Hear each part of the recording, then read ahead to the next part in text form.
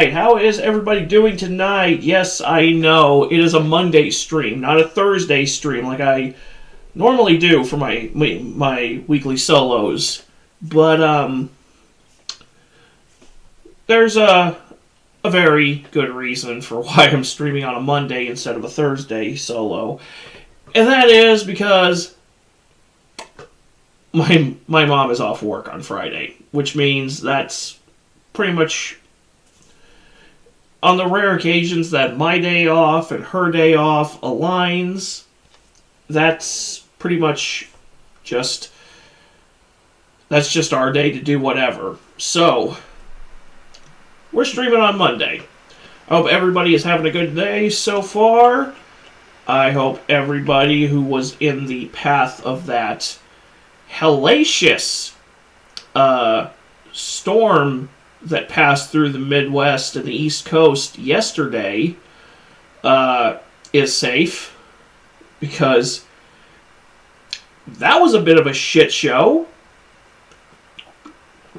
Now we were fine in my area. There were about 2 tornadoes that passed through Cape Girardeau County. I don't know why I said Sangamon County. I don't live in Illinois anymore. There were 2 tornadoes that passed through the Cape Girardeau area, but they never came close to my part of the town, like where I live. So everybody who did,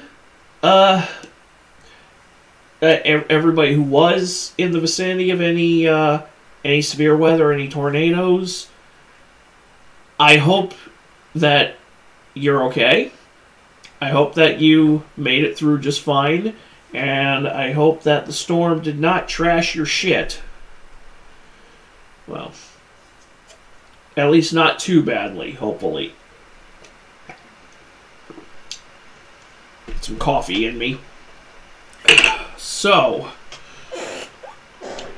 we've got a bit of a show for you tonight.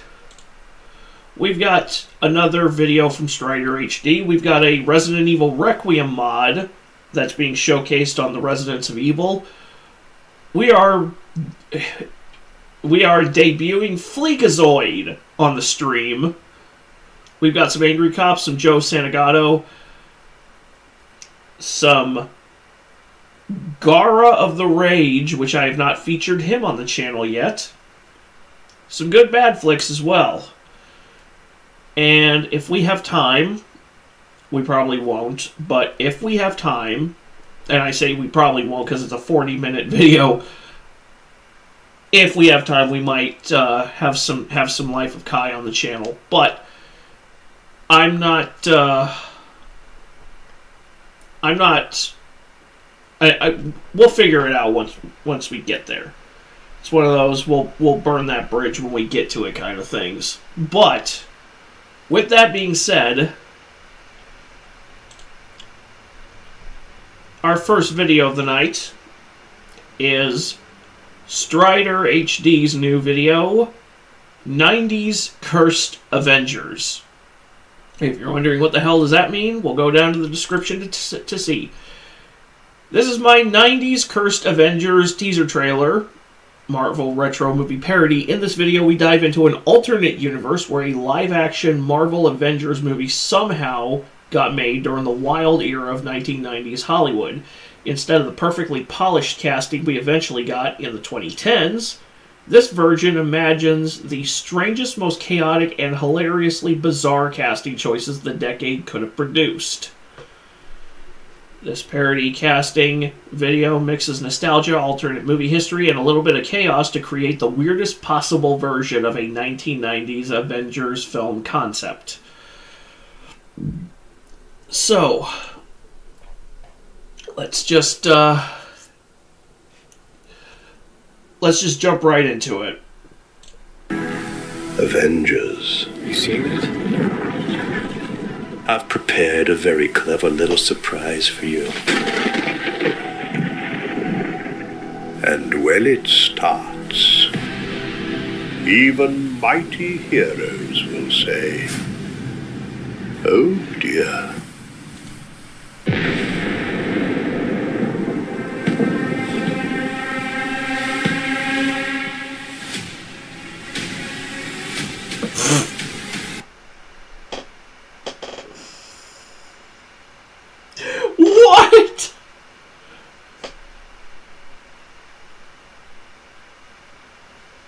Rowan Atkinson as Loki.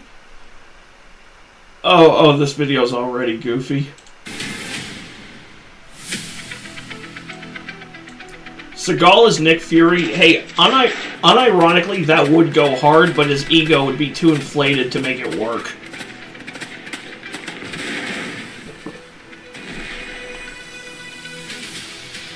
Charlie Sheen is Captain America. That is cursed. If it was like a Hot Shots parody, yeah.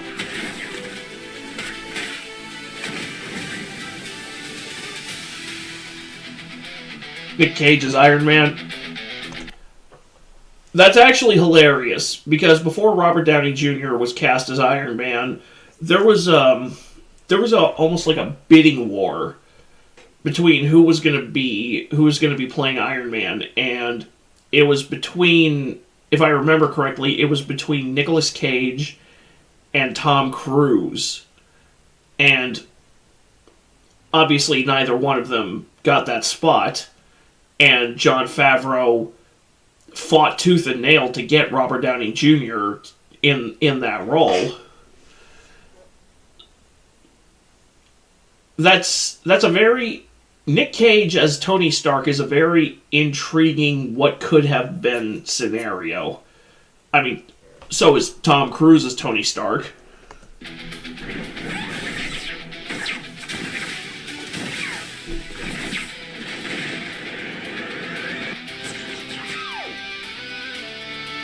Fabio is Thor.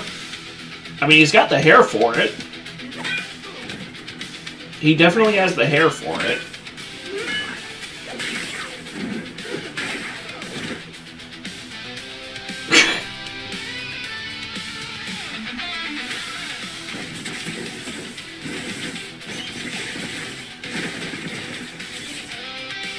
Chris Farley is the Hulk. I would actually pay money to see that. It would be so comically fucked, but I would still pay money to see that. Oh no. Not Steve. Hey.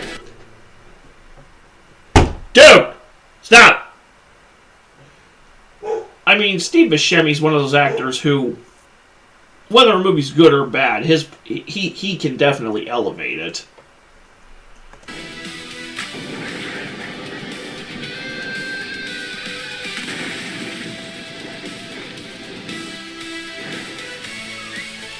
Although, you know, if this was a 90s movie, they would do, like, whenever he shoots the arrow, they would do, like, Sam Raimi, where he just has, like, an arrow strapped to the camera, and then they just put it on, like, a zip line. Or they move the camera, like, on a... Or they put the camera on, like, a steady cam, and then they push in towards the actor, and then in post-production they just speed up the footage. Like, some of those arrow shots in Robin Hood, Prince of Thieves, the one with Kevin Costner and Morgan Freeman and Alan Rickman, that's kind of how they did it.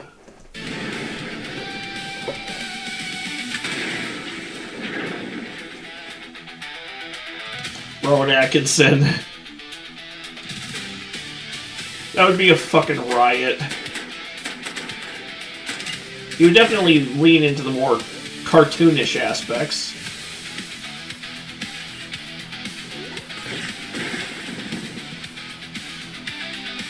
The music does go hard.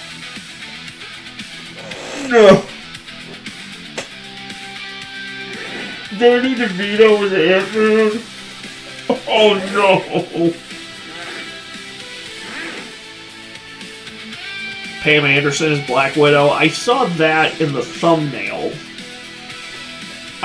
Black Widow's in the thumbnail, and I was like, is that supposed to be Pam Anderson? Like, turns out I guessed correctly. Adam Sandler is Doctor Strange. Oh, Lord.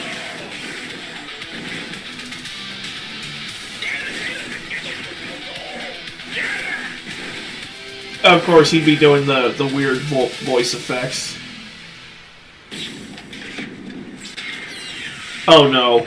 Fine. I'll do it myself. What the fuck? Do I know that voice?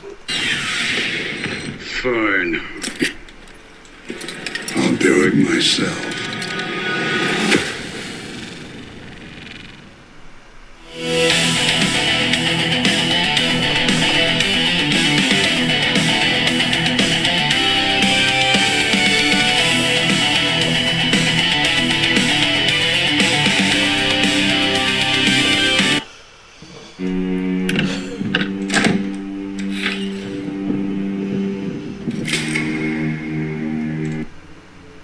Had to be done. Had to do it. I had to do it at least once. Oh. Oh my Lord in heaven.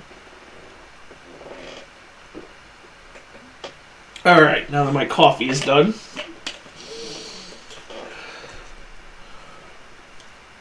Alright. So that was definitely an interesting video. Honestly, some of those casting decisions, some of those, if they actually had happened, would kind of go hard. Like, Seagal as Nick Fury, even though his ego would absolutely get in the way of the entertainment value. Nick Cage as Tony Stark. Pamela Anderson as Black Widow. I want to see that movie. I want to see a 90s Pam Anderson Black Widow movie. I mean, Barbed Wire exists. But anyway. So now we move on to almost every Resident Evil game, it feels like there is a fixed camera mod.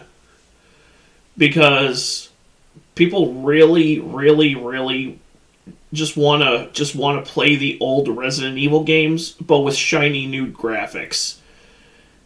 And I would say, if that's really all you want, just play Tormented Souls and the sequel that just came out. But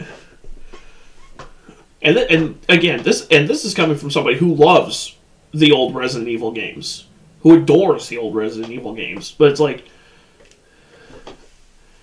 I don't know. And in fairness, mods are good for a lot of things. Just, I don't know. I feel like,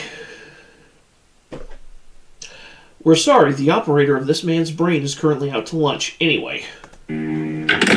Hey guys, JJ here, and today we get a look at what Resident Evil 9 Requiem would look like if it used fixed camera angles from the original Resident Evil games. So with that being said, let's get right into it.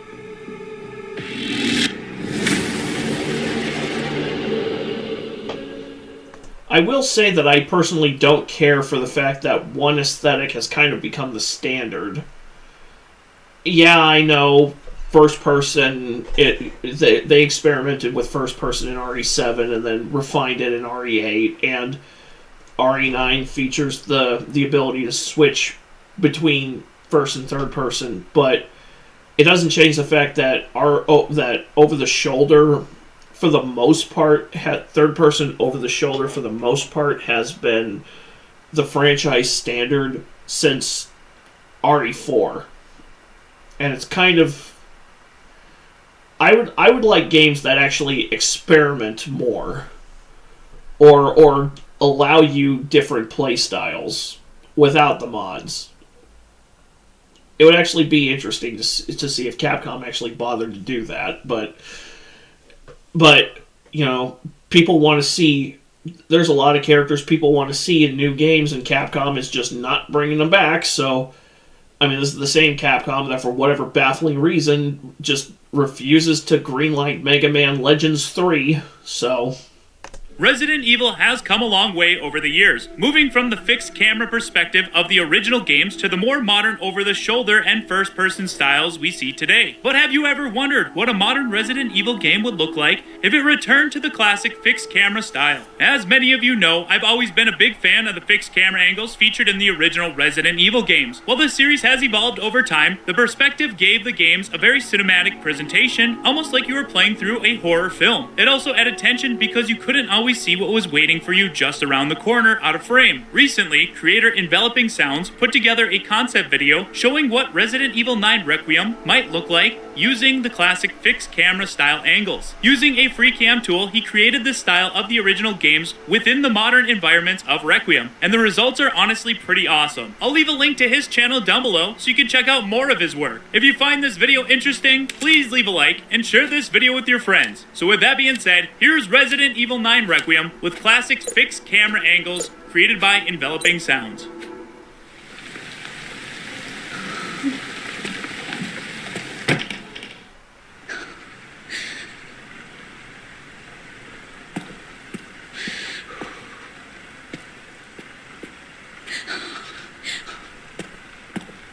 It does look good. I mean, not just the RE engine, but it does look... The camera angles do make sense. In that, like, GameCube era, RE1 Remake and RE0, and Code Veronica way.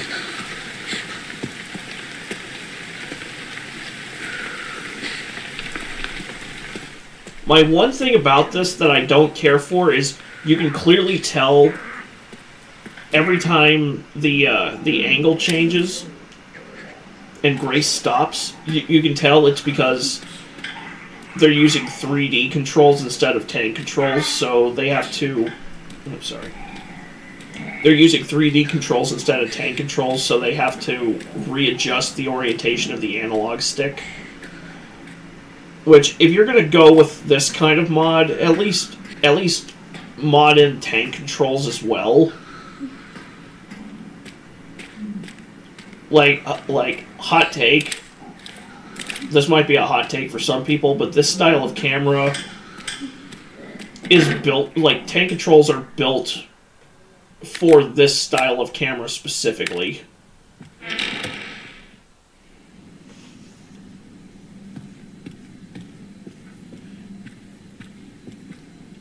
I still can't believe we're at a point where we're still bitching about, oh, they're so difficult to pick up and figure out. It's like, no, it's not.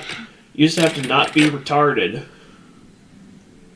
Alright guys, that's gonna be it. Personally, I still love seeing Resident Evil presented this way. Even though the series has moved forward with modern camera styles, the fixed camera perspective still has a unique identity that helped define the franchise in its early years. As I was saying before I was interrupted by JJ here, tank controls are not that difficult to figure out because up means forward. Left means your character turns to their left. Right means your character turns to their right. Down means your character backs up. If you need to... If you need anything more to figure that out, then I truly don't know what to tell you. But now I'm curious to know your thoughts. What do you guys think about the fixed camera style? Do you prefer the modern perspectives Resident Evil uses today? And would you want to see Capcom ever bring this style back as an option in future Resident Evil games? Let us know down below in the comments and let's have a discussion about it. I honestly wouldn't mind if they made that a possibility. But again, you would have to design... You would have to bring back the tank controls for this style of camera because... The free-roaming 3D control scheme does not work with fixed camera angles. It's just it doesn't flow well. It's counterintuitive because then you have to immediately stop and reorient which direction your analog stick is going. Like straight up, anybody if you play Resident Evil 0 or the RE1 remake and you're not using the tank controls. Like, turn in your gamer card. Post haste. If you enjoyed this video, please leave a like, and for all the latest Resident Evil 9 news and mods, make sure to subscribe. The Residents of Evil is a Patreon-supported channel and also supported by our YouTube members. So if you'd like to become a member and unlock access to custom badges, emojis, and exclusive live streams, click that join button down below. You can join our survival horror community on Discord, link will be in the description, and I have the Duke here to tell you a little about our sponsor, G Fuel. Do you have need of anything for the road ahead? The Residents of Evil has expanded its services. Perhaps you're in need of a little pick-me-up. I recommend the G Fuel. You can even get a fair discount if you use the code ROE upon purchase. And as always, we thank you for your patronage, stranger. As always, thank you guys so much for watching, and we hope to see you back at the Residents of Evil.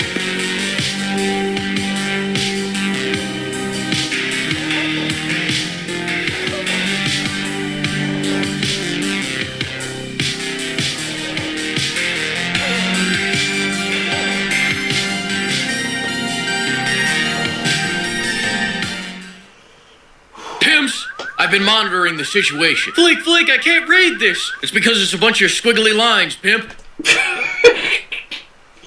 Oh my god. So, ladies and gentlemen, I present to you the channel, the Weaponized Autism live stream debut of Fleekazoid. How Marathon became hated by the internet. AKA the latest chapter in a long, sad book entitled Bungie's Fall from Grace. Because I don't know about you, but when I think about reviving a Doom clone, a first-person shooter from the 90s that was basically a Doom clone, yeah, I think the way to go is to make it a modern-day extraction shooter with a live built around live service. So this game is basically the next generation. This is the latest entry in the Concord timeline, and it's. Oh, I haven't played it, but I've heard things. Keep trying. Last week, Americans invaded a market once again that historically has never worked out. A move some are saying could escalate us to World War III. That's right, last week, America launched Concord 4. Marathon is the high god killer. I'll say it. I'll also say this game is going to kill me. This shit makes me want to quit gaming and start bird watching. Oh, there's a wobbling tit. There's a Pekingese worm gobbler. Never mind, that was your mom. This game's got me reading self-help books. Did you know it was Confucius was your mom? This game's got me reading self-help... Frog and Toad to get... books. Did you know it was Confucius who once said, "Man who keeps hand in pocket feels cocky all day." As you can see, he was feeling a little cocky when they took this picture of him. Marathon is the greatest proof that Crimson Desert will succeed. People say, give it a fair shot, it gets good after 20 hours. How many hours until I'm allowed to call it shit? Get out!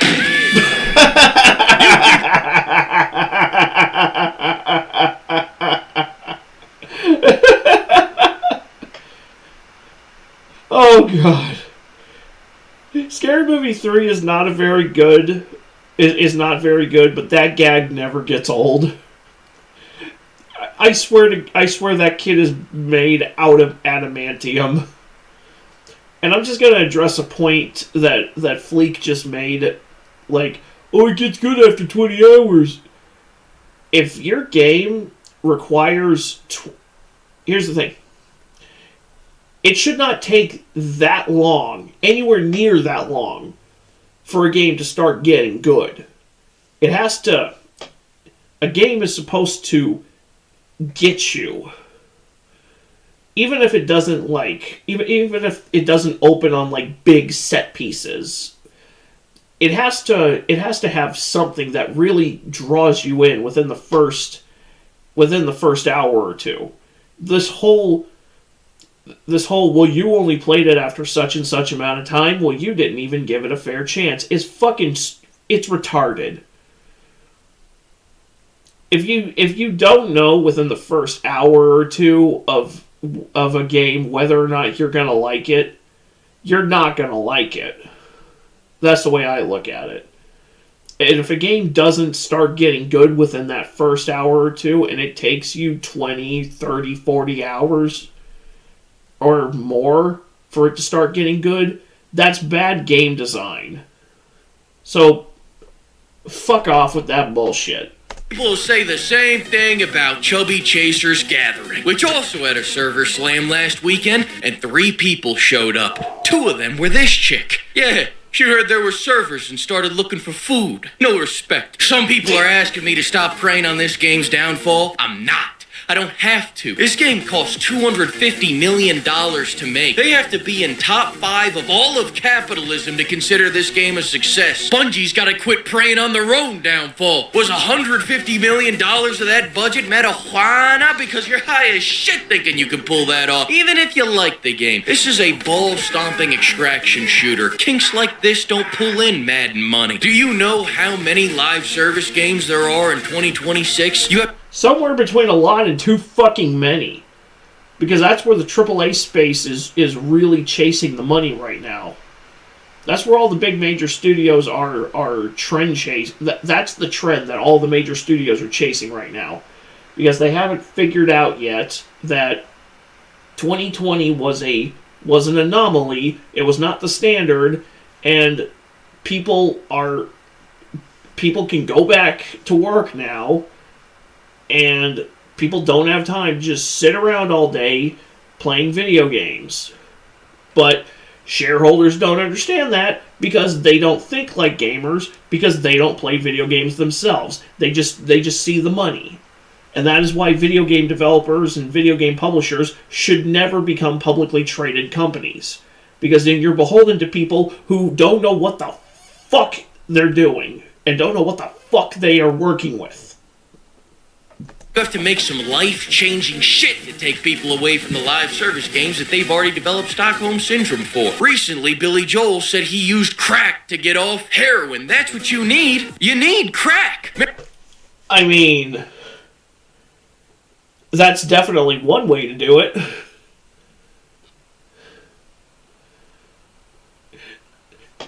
That just reminds me of a Bill Engvall bit that he had in the 90s where he talks about trying to quit cigarettes. He goes, I got off the cigarettes by using the patches. I got off the patches by smoking cigars.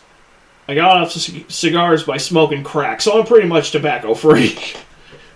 Marathon is not crack. Marathon is like a Care Bear took a shit in your eyes. These colors even got my character season up. Is this game actually Conquerize? Oh shit. Colors even got my character season up. Bro, you see the way the gun was... Did you see the way the gun was fucking twitching? It's like, who's your character? Who's the character you picked to play as for this scenario? Fucking Michael J. Fox? On a triple espresso? Holy shit. It's like a Care Bear took a shit in your eyes. These colors even got my character season up. Is this game actually Concord 3? No. Is it more fun calling this Concord 3 than playing it? Yes. And before I get into the gameplay, why'd you take some random IP from the 90s and decide to bring it back as something completely different? You just pissed off 3 people for no reason. This game shouldn't be called Marathon, it should be called Diabetes. Originally, our characters were supposed to be called Runners, but then all the playtesters made fun of them, so they changed it to Eaters, because they're slow as fuck. We've been eating too much RAM, man. Look at how slow this is.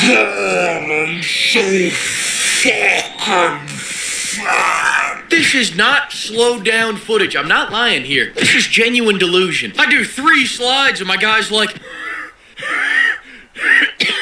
I try to sneak around and I sound like... I don't like playing team games because there's an education crisis in this country. I watched one of my teammates crack... If you need any further proof that there's an education crisis in this country, look at how many people chose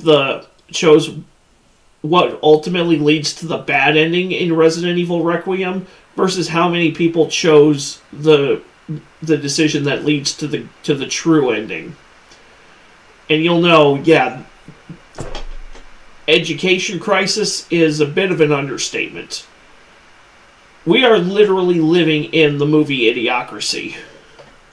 Playing team games because there's an education crisis in this country. I watched one of my teammates trap himself in a box for 5 minutes. I'm done with extraction shooters. I'm sick of smuggling hemorrhoid pillows out of exotic locations. The first 3 hours of this game are intriguing because between epileptic seizures and figuring out this menu, you got a lot of stuff to do. But then you figure it out and you go, oh, this is just a boring version of Halo, aka Bungie's last 3 games. Marathon has no stakes. I've looked all over. There's no T-bones, no filet mignon, no prime rib, and just a bunch of welfare queens using free loadout to fight 30 bots and the occasional player. On a positive note, at least when this game dies, Welfare queen is one of my new favorite insults. I'm gonna start using that. run into just as many bots and the occasional player. On a positive note, at least when this game dies, I'll run into just as many people. Where this game differs from Tarkov is instead of drunk Slavs, you're fighting 200 spongy clankers. And instead of hackers, you have a giant fucking cube. But I'm confused. How can they have a cube when The Cube is a separate extraction shooter coming later this year? And how can The Cube call itself The Cube when another cube-based extraction shooter, The Cube Save Us, is coming out next week? Then we got the Gabe Cube, not to be confused with the Game Cube, not to be confused with the Rubik's Cube or the Ice Cube or Cuba. Gooding Jr. Why did Bungie leave Microsoft so they wouldn't have to make one game just to leave and work on one game for 15 years? These are all thoughts I had as I sat in the bushes waiting for the Cube to leave us. God made me for more than this. You literally have to park your ass in place and wait for the cube to fuck off. So it literally stops progress in the game. It literally halts. You literally have to sit and wait for the thing to get done playing with itself.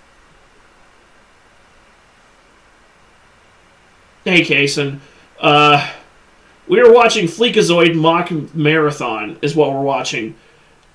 And he was talking about how the cube, when the cube shows up, you have to sit in place and wait for it to fuck off. And it's like, which to me looks about as much fun as trying to have diarrhea quietly in a public restroom.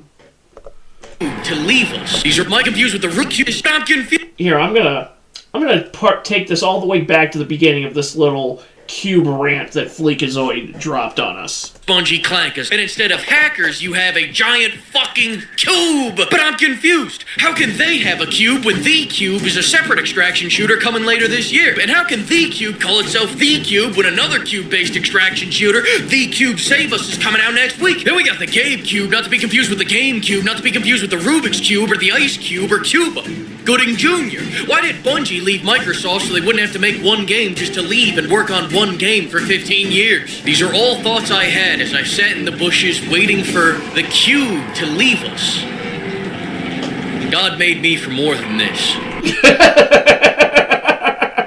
God made us all for more than this. Marathon sucks, played the demo and decided fuck Marathon. Honestly, as soon as I heard it was going to be a live service extraction shooter, my interest in it just evaporated into the fucking negatives. The door flaps are the highlight of Marathon. Shut up and listen to this. Oh, yeah! Give the flap guy a raise! Fuck! This feels good. As usual, when I don't enjoy a game, I like to understand the other side. So let's hear from them. I'm having a great time with this game. My grifter chud mother was talking about some go outside and touch grass. What does that bitch know? Marathon's not outside, Marathon's inside. A lot of people are asking how this game shapes up to arc rating. Dude, what? Sounds like she's clapping in sense because the game is ass.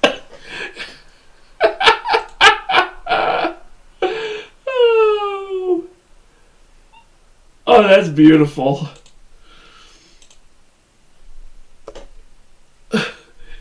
I gotta read this in Boomhauer's voice. Man, I'm having a great time with this dang old game. My grip to chum mother talking about some go outside and touch grass. Showing me what that dang old bitch knows. Marathon not outside, Marathon inside. Tell you what.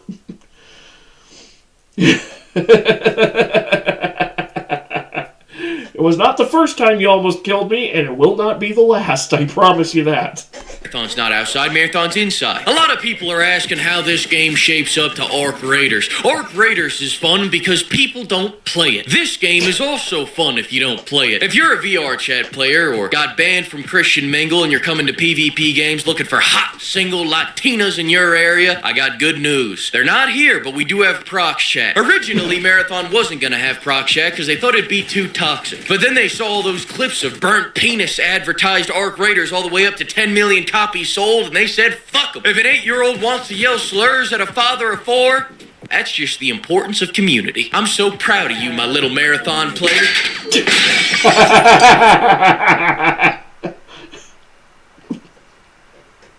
Right out the window where it belongs. One of these days I'll have that as a trophy. Oh. By the way, Jason, that's the second time he's used a clip of Cody getting absolutely wrecked from Scary Movie 3. Yeah, just...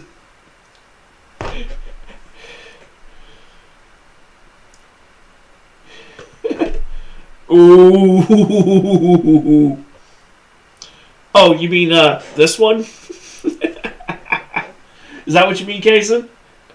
I think we all know. The gunplay is decent, the game gets grindy quick. I'm not gonna put 20 hours in to unlock a purple gun. I've already got a purple cannon and a purple sword. The time to kill sucks, the game's glitchy as hell. I keep getting this issue where I die and the enemies don't. Pimps, I don't know much. But I do know that in the grimdark future, everyone has a Hank Hill ass. I look like a really jacked toilet. This chick looks like she's been drinking out of one. Thing I can't figure out about this chick is why she looks so... She looks like... Tried siphon filter, no playthrough coming. Hey, that's fine, dude. She looks like the type of person who licks toilet seats in public for TikTok views. That's who she looks like to me. She is a TikTok toilet licker. This chick looks like she's been drinking out of one. Thing I can't figure out about this chick is why she looks so familiar. Wait, hang on a second. The cube is speaking to me. No. That's not a robot. That's the chick from Concord. And I would have gotten away with it too if it wasn't for the cube. I got you. The cube has spoken. I've changed my mind. This game is Concord 3. As in 3 months till layoffs. The mighty cube has foretold it. You people blindly hyping this game up disgust me. Now, if you excuse me, I gotta go hype this game up. Open parentheses, note, put a blindfold on fleek. Thanks to the flock of pimps and thanks to everybody for using code PIMP. I got good news, everybody. The cup is officially in the works, and it's got the biggest, the most bustiest, it's gonna be the most big budget cup you ever seen. Think of the bustiest thing you've ever seen? Double it. Can you see it? Now double it again. That's what I'm talking about. Get ready. The cube has spoken. Whatever the Air Force... Alright, so...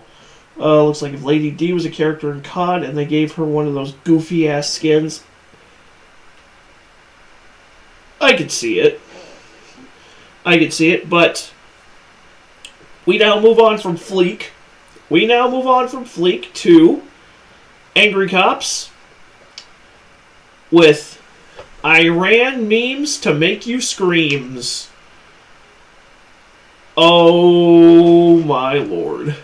Oh, and we're starting off with a Ron Burgundy post. Whenever the Air Force has to stay on an Army post. My plan for Iran? Have a team infiltrate main water sources, dump red dye number 40 into their water sources, bring in frogs, flies, and locusts into their country, and watch. Homeboy's talking about freaking him out with the 10 plagues. Hey, dear YouTube, why don't you moderate these nuts?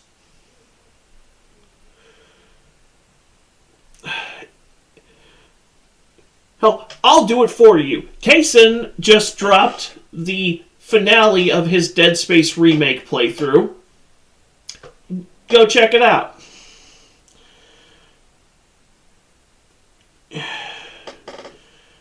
Yeah, Neil, YouTube is not the new Hollywood. It's not, you're not going to turn it into Netflix. Just fuck off.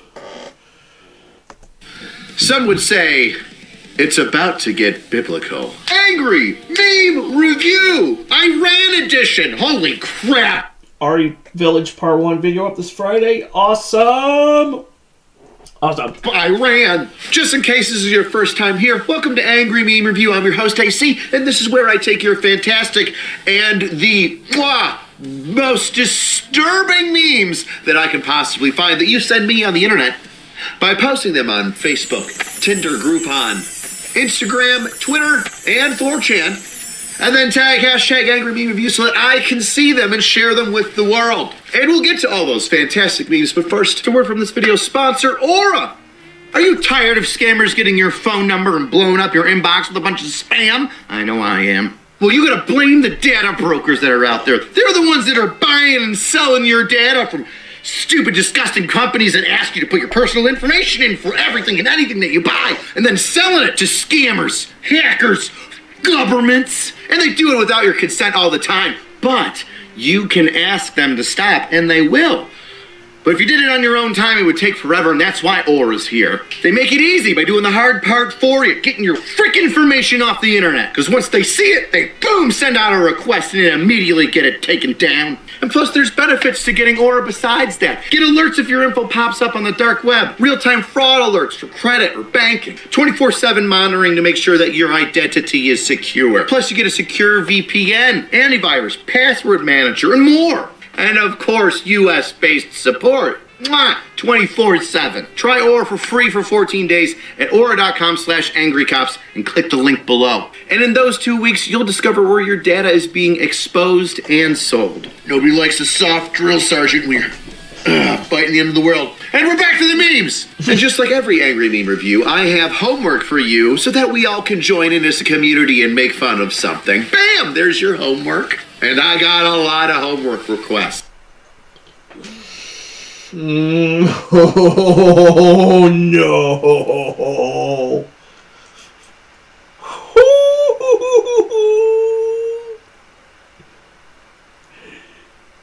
This is going to be a spicy episode.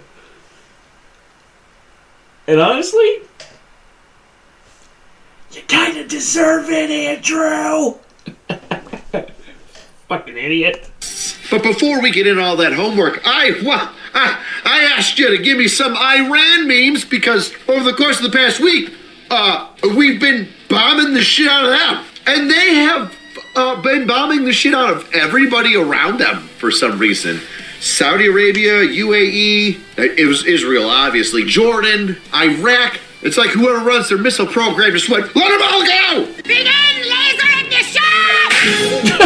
Let's go over some of the spicy, random ones first. What if a black James Bond? We have ways of making you talk, Mr. Bond. Pulls giant curtain to reveal a public movie theater. Some stereotypes are earned. On a more serious note, have you guys seen that Disney is making some of the incidents that happened between ICE and the people of Minnesota into a movie? Check it out. The Alex Preddy story. A true story of healing and hope. From surgeon to inspiration. And in case you forgot, yes, there's some Iran memes. But first I'd like to say R.I.P. David Letterman.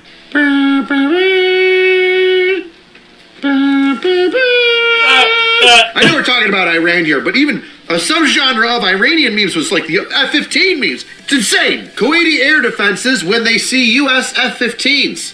So anyway, I started blasting. Me knowing these village kids have never seen modern technology, so I chased them with a drone that looks like a witch. If you're not terrorizing the children and creating new lore in an area that you've overtaken, are you even at war? They were just getting word that the new leader of, and he's dead. The United States taking out so many new Ayatollahs of Iran, they've had like 4 in the past 5 days. Homie, God is not on your side if you are the Ayatollah of Iran. Russia and China watching another ally who uses their air defense system getting erased.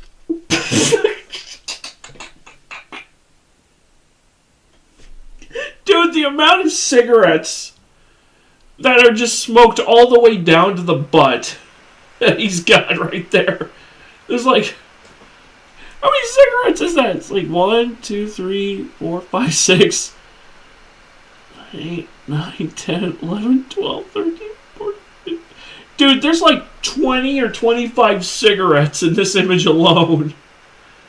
Alright, Kason, what did you send me? Oh, hold up, wrong one. This is what they did in Resident Evil 2. Okay, we'll check the one out after this video's over. We'll check that one out after Rich's video is done with. Some Navy F-35 pilot shooting down the last Iranian F-14. Gosh, everybody is so hopped up on the F-14s. I know, they were amazing. We had them. We invented them.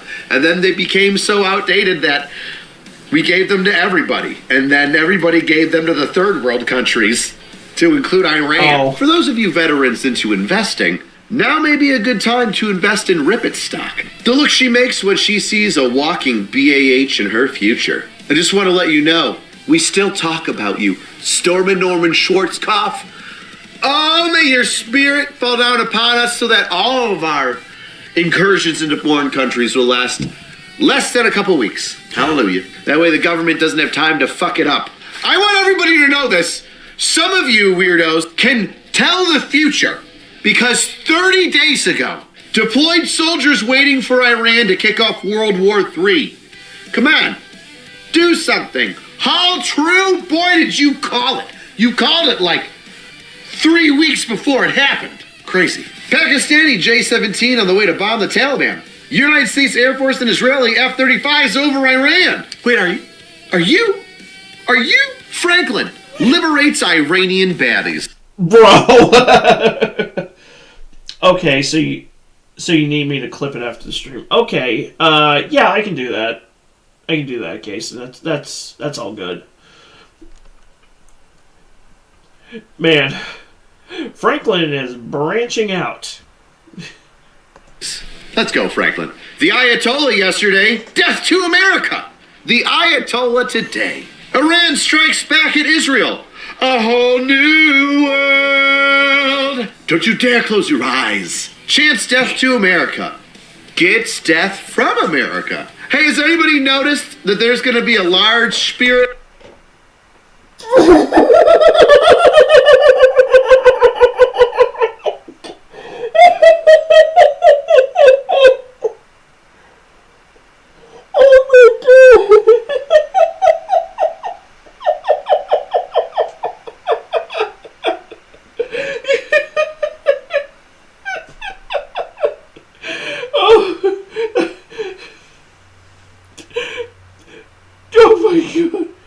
Meme somewhere where Franklin's getting clowned on the bus and he pulls an AK from his. Franklin's had enough of your shit. Bro. Is there a single shut down facility that Spirit Halloween won't move into? We have the shell of what used to be a Sears in my area. Every October, without fail. Spirit Halloween. Spirit Halloween opening in the Middle East? A lot of space. Spends 30 years preaching for war with America. Dies on the very first day. Hey, has anybody seen Gavin Newsom? Funny how that works. I'm told he was at a press conference and said, I get along with black people because I'm dumb. Where is he now? Oh, straight out of Sanford.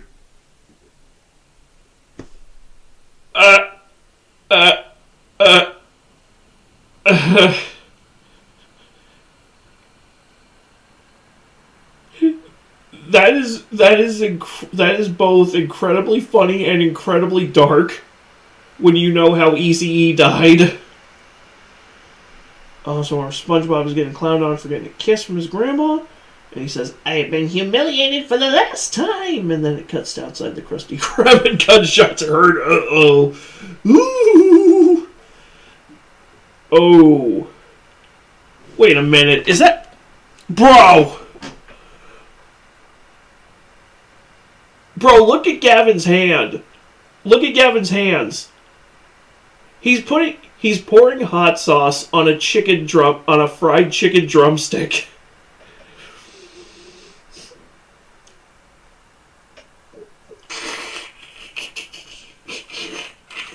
Oh.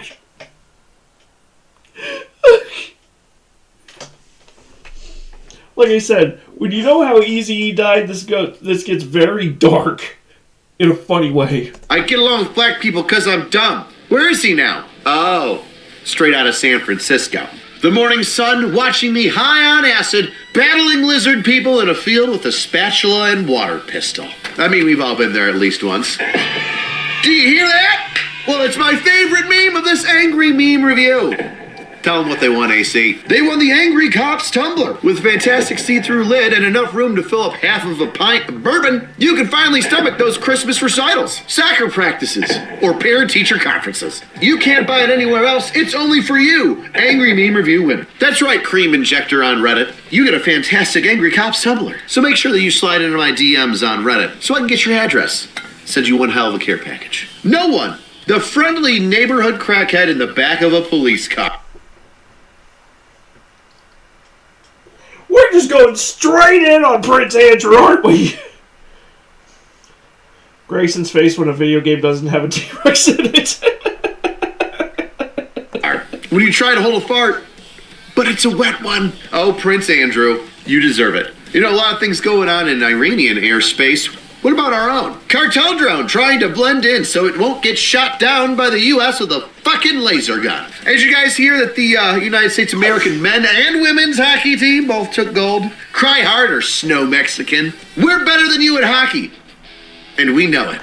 Oh, Lord. Talking about the sun meme. So Grayson's just like, are we sure we want to play this? It doesn't have cool shit in it, right? I love the dodgeball meme. Cry harder, Snow Mexican. We're better than you at hockey. And we know it. Oh God, why does that make me want to go rewatch Dodgeball? I haven't watched that movie in years, dude. Literally, it's been so long since I last watched it. Angry Cops, when a private doesn't lose their weapon. I mean, there's other things, but nothing quite as good. Whenever the Air Force has to stay on an Army post. POV, the nerd in S6 figuring out why my radio won't hold a fill.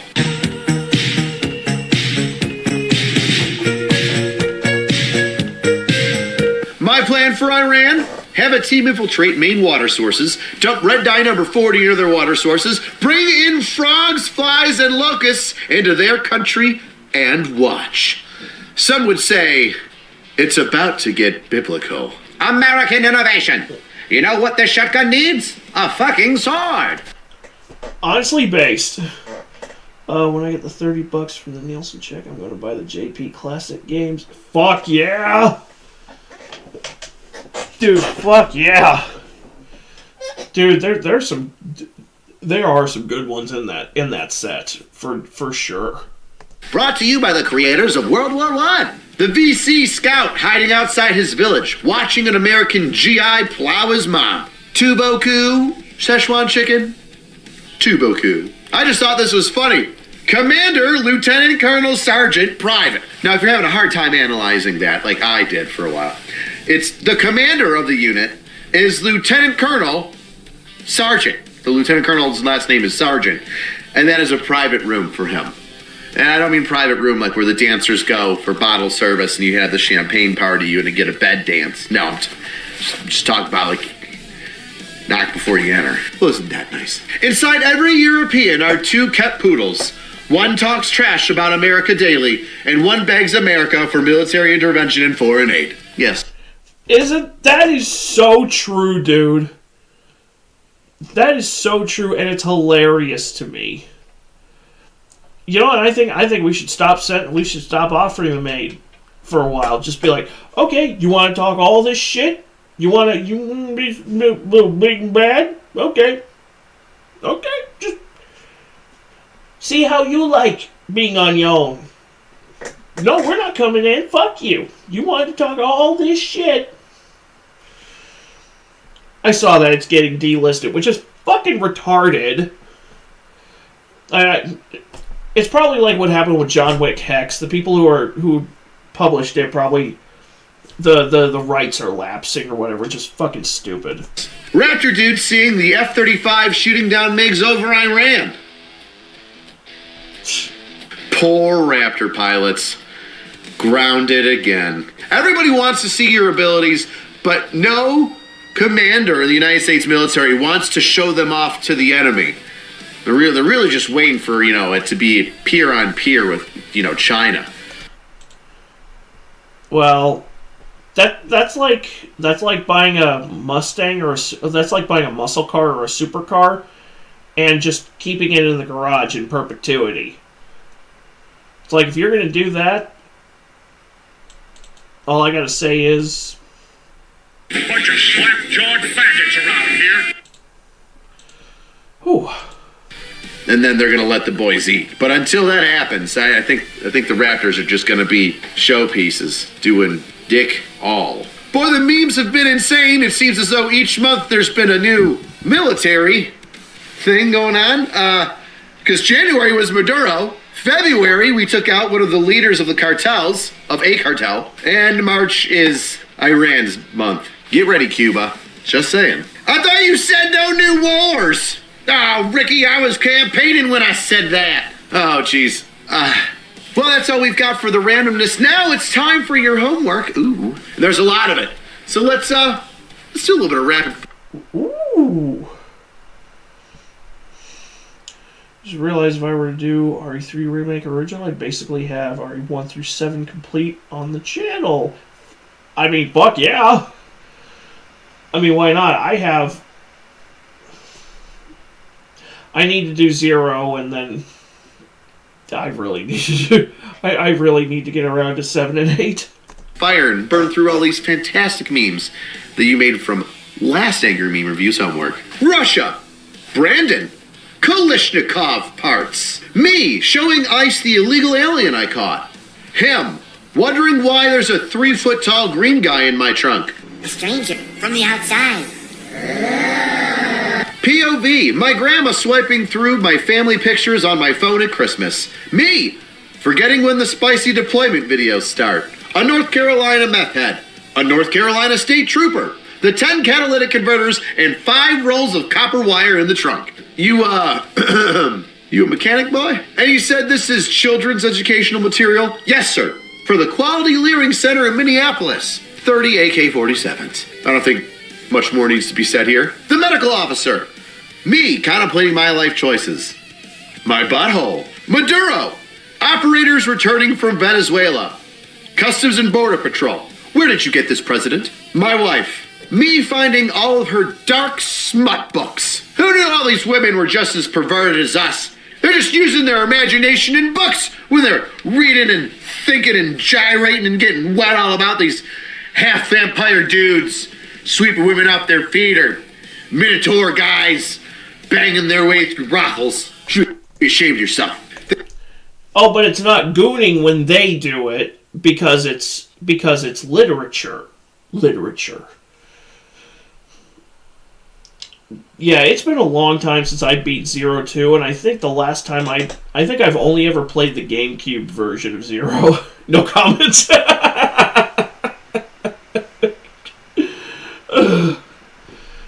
Yeah, or what was that?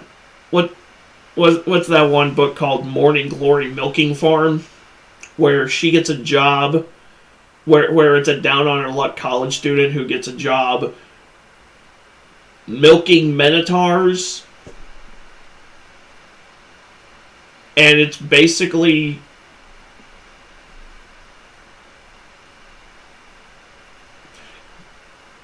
she's shifting the gears of a minotaur for a living.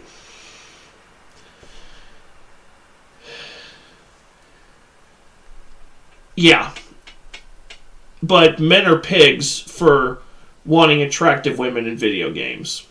For wanting female characters in video games who don't look like they hit the wall harder than Paul Walker. The cop finding the sandwich I lost last week. Me, wondering how it got there. Me, hitting a cyclist. The cop helping me put the body in the trunk. My wife when she finds out how many guns I've bought. Me, my supervisor seeing my mistake. Me pretending this is the first time I've seen it too. Why do you have a trunk of Purple Hearts? I'm just on the way to see Brennan Herrera, officer. You're gonna need more Purple Hearts, son. The jury. Casey Anthony, explaining why she waited a month to file the missing child report. Oh my God.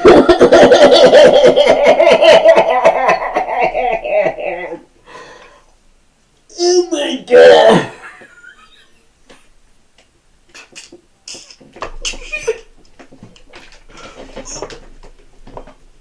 Holy shit. It's a rope emoji. Hey, don't worry, Kason. I got you. I got you there. When British Honduras became Belize, they designed a new flag with a tree on it, and I would like to hang myself from that tree.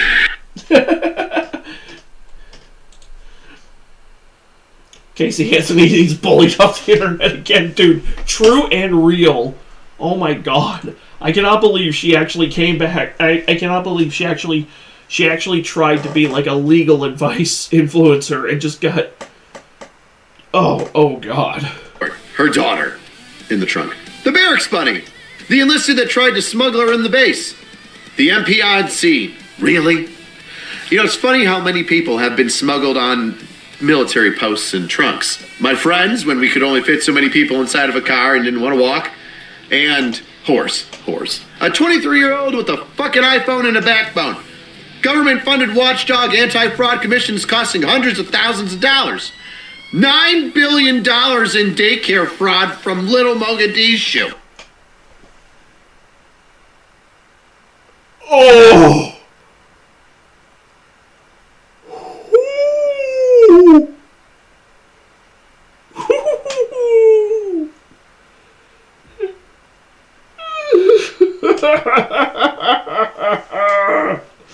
Oh.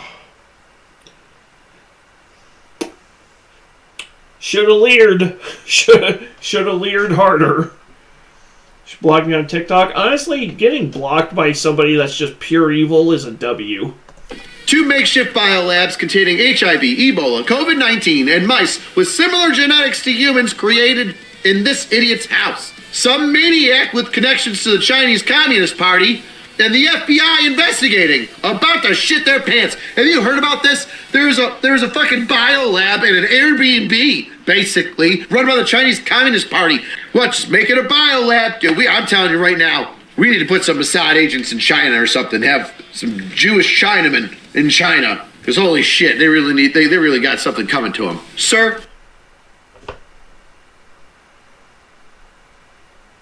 So China's just basically one extra disease away from cooking up the T virus, is what you're saying. Oh, I love the caption. To be fair, she was already dead when I found her. Do you care to explain? It's medicinal, officer, I swear. So that is a dead hooker. My mom checking my report card. Me, knowing I'm about to be in deep shit. Oh, hello, Mr. Herrera. We may be able to let this go for, say, AK-50? Angry Cops. Me. A boatload of Colombian nose candy. AC, checking my submission for humor.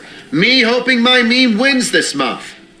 No, it won't. Keep trying. Well, that's all we've got for this angry meme review. Now, don't forget, just like every angry meme review, we have homework. Pow! For you to do with your buddies and send it in. Check out that template. That's right. It'll be up on Reddit and Facebook and Instagram. That way you can snatch it, make your own memes. Post them.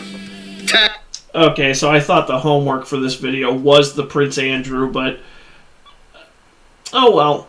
I guess next month is Prince Andrew's time to get absolutely shit hammered by the memosphere, and I'm gonna be here for it. Hashtag angry meme review and best way to support the channel is get yourself a shirt. Party Police. brand new, colorful, fantastic shirt. It's all about riots. Everybody loves a good riot. Cheapest way to support the channel is leave a comment. Tell me what your favorite meme was. Tell me what you do with this new Angry Meme Review homework. All right. See you next time, weirdos.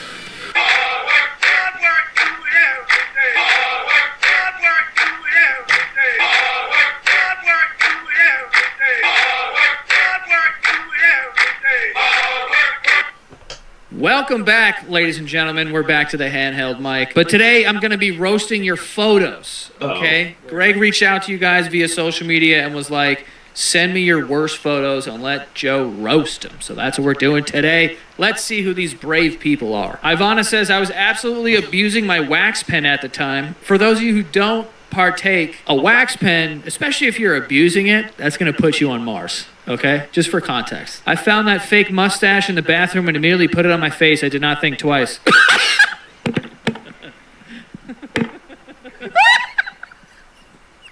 I was not expecting that, dude. This is what I mean. You see?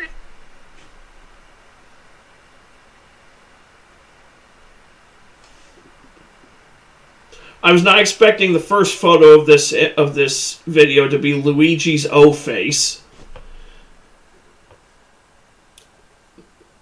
Oh, mamma mia! You abuse a wax pen, this is the type of shit that's gonna happen to you, okay? You're gonna look like a tired turtle, which is what's going on here. This looks like the turtle from... What the hell is even that exactly? Exactly, Jason. From, what's that movie? Finding Nemo. First of all, that eye... This No looks way. like the turtle from, what's that movie? Finding Nemo. Oh my god. Oh my god, it is. Bruh. First of all, that eye, one of the eyes is following me around right now. You know what I mean? I feel it's like the Mona Lisa. If you kind of just sway, it kind of looks at you. Whatever. To be fair, I think in any situation, if you're slightly not sober and you find a fake mustache, that's a finding a diamond in the rough. You got to throw that thing on, take some photos. Unfortunately for you, I think you need a glass of water. Damn the mustache. You need a pint of water to the face. I love how happy her friend is in the back, just knowing that she's going to regret this in the morning. Yeah. Yeah, her friend is not happy at all. What's her name? Ivana? Yeah. Ivana. Yeah, we appreciate you, Ivana. All right, next we have... Her last name is Hump-a-Lot. Riley. Didn't land the jump on the horse. Oh my God, please tell me. Ooh! There's people who watch me that are equestrians.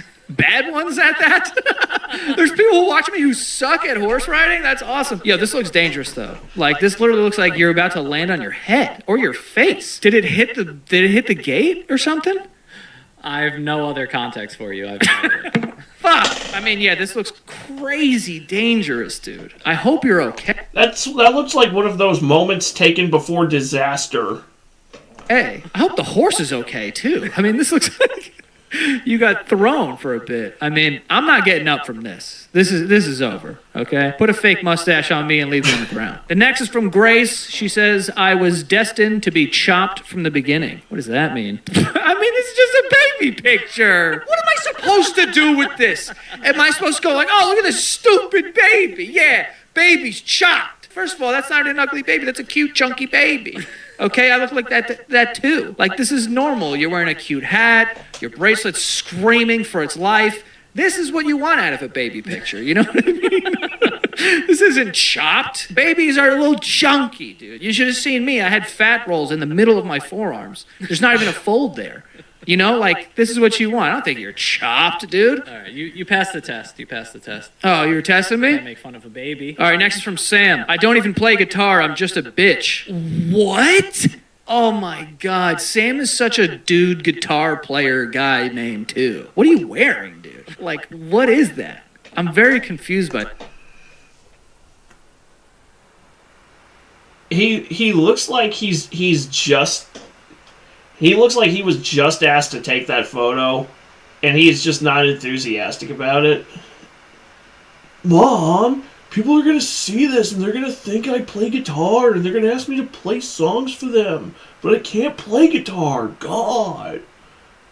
Idiot.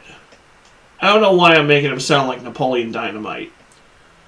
That was just the first voice that came to mind. God! Tina, you fat cow, come get some dinner. I never liked that movie. Maybe it was at the time I watched it, but it just didn't click with me.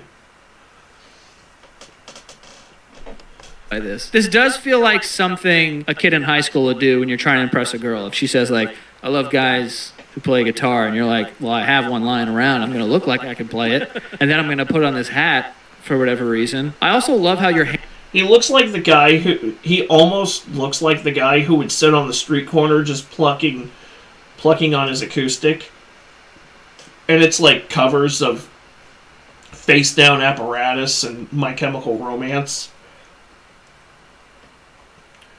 And he's trying so hard to make his voice sound really, really deep, like a lower register. But he can't, because he doesn't have that natural... He doesn't have that natural... So he's trying to make it sound like, with arms wide open, under the sunlight. But it ends up sounding like, with arms wide open, under the sunlight. Me trying to look cool 2015, 2016 colorized. Honestly, accurate enough. Never made as a white man. I couldn't carry the poor man's healing. Tired of living like a blind man. I'm sick of sound and I feel like this is how you remind me of what I really am. Oh. Your other hand's not on the guitar, it's behind your head.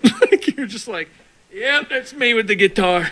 No big deal. Yeah, this is bad. This is bad, dude. He also sent in an updated photo. This is what Sam evolved into. So from that photo, this is where we have Sam now? Yeah. Sam, who's Sam? The one on the right? I don't know which one. They both kind of look alike. Okay. So it went from... Dog sick might not be as active. Hey, that's fine, Kason. Your dog's health should come first anyway. Fake guitar to... Is that a Halloween party? I'm very confused here. I don't know what's going on, but for some reason I feel like you're on the right path. You know? That feels like a progression that makes sense. Next is from Lauren. I applied for my global entry card and I get this monstrosity in the mail. Either the shutter was on delay or the lady had it out for me. Before I look at this, I just want to say that I just took one of these photos and I felt the same exact way. They do not prepare you for when it's going to happen. They're just kind of like, all right, ready? I'm going to take a photo. All right, go. And then I'm just kind of like looking like a moron. I'm disheveled in that moment. So I already have sympathy for you, but let's see how bad it is. Lauren!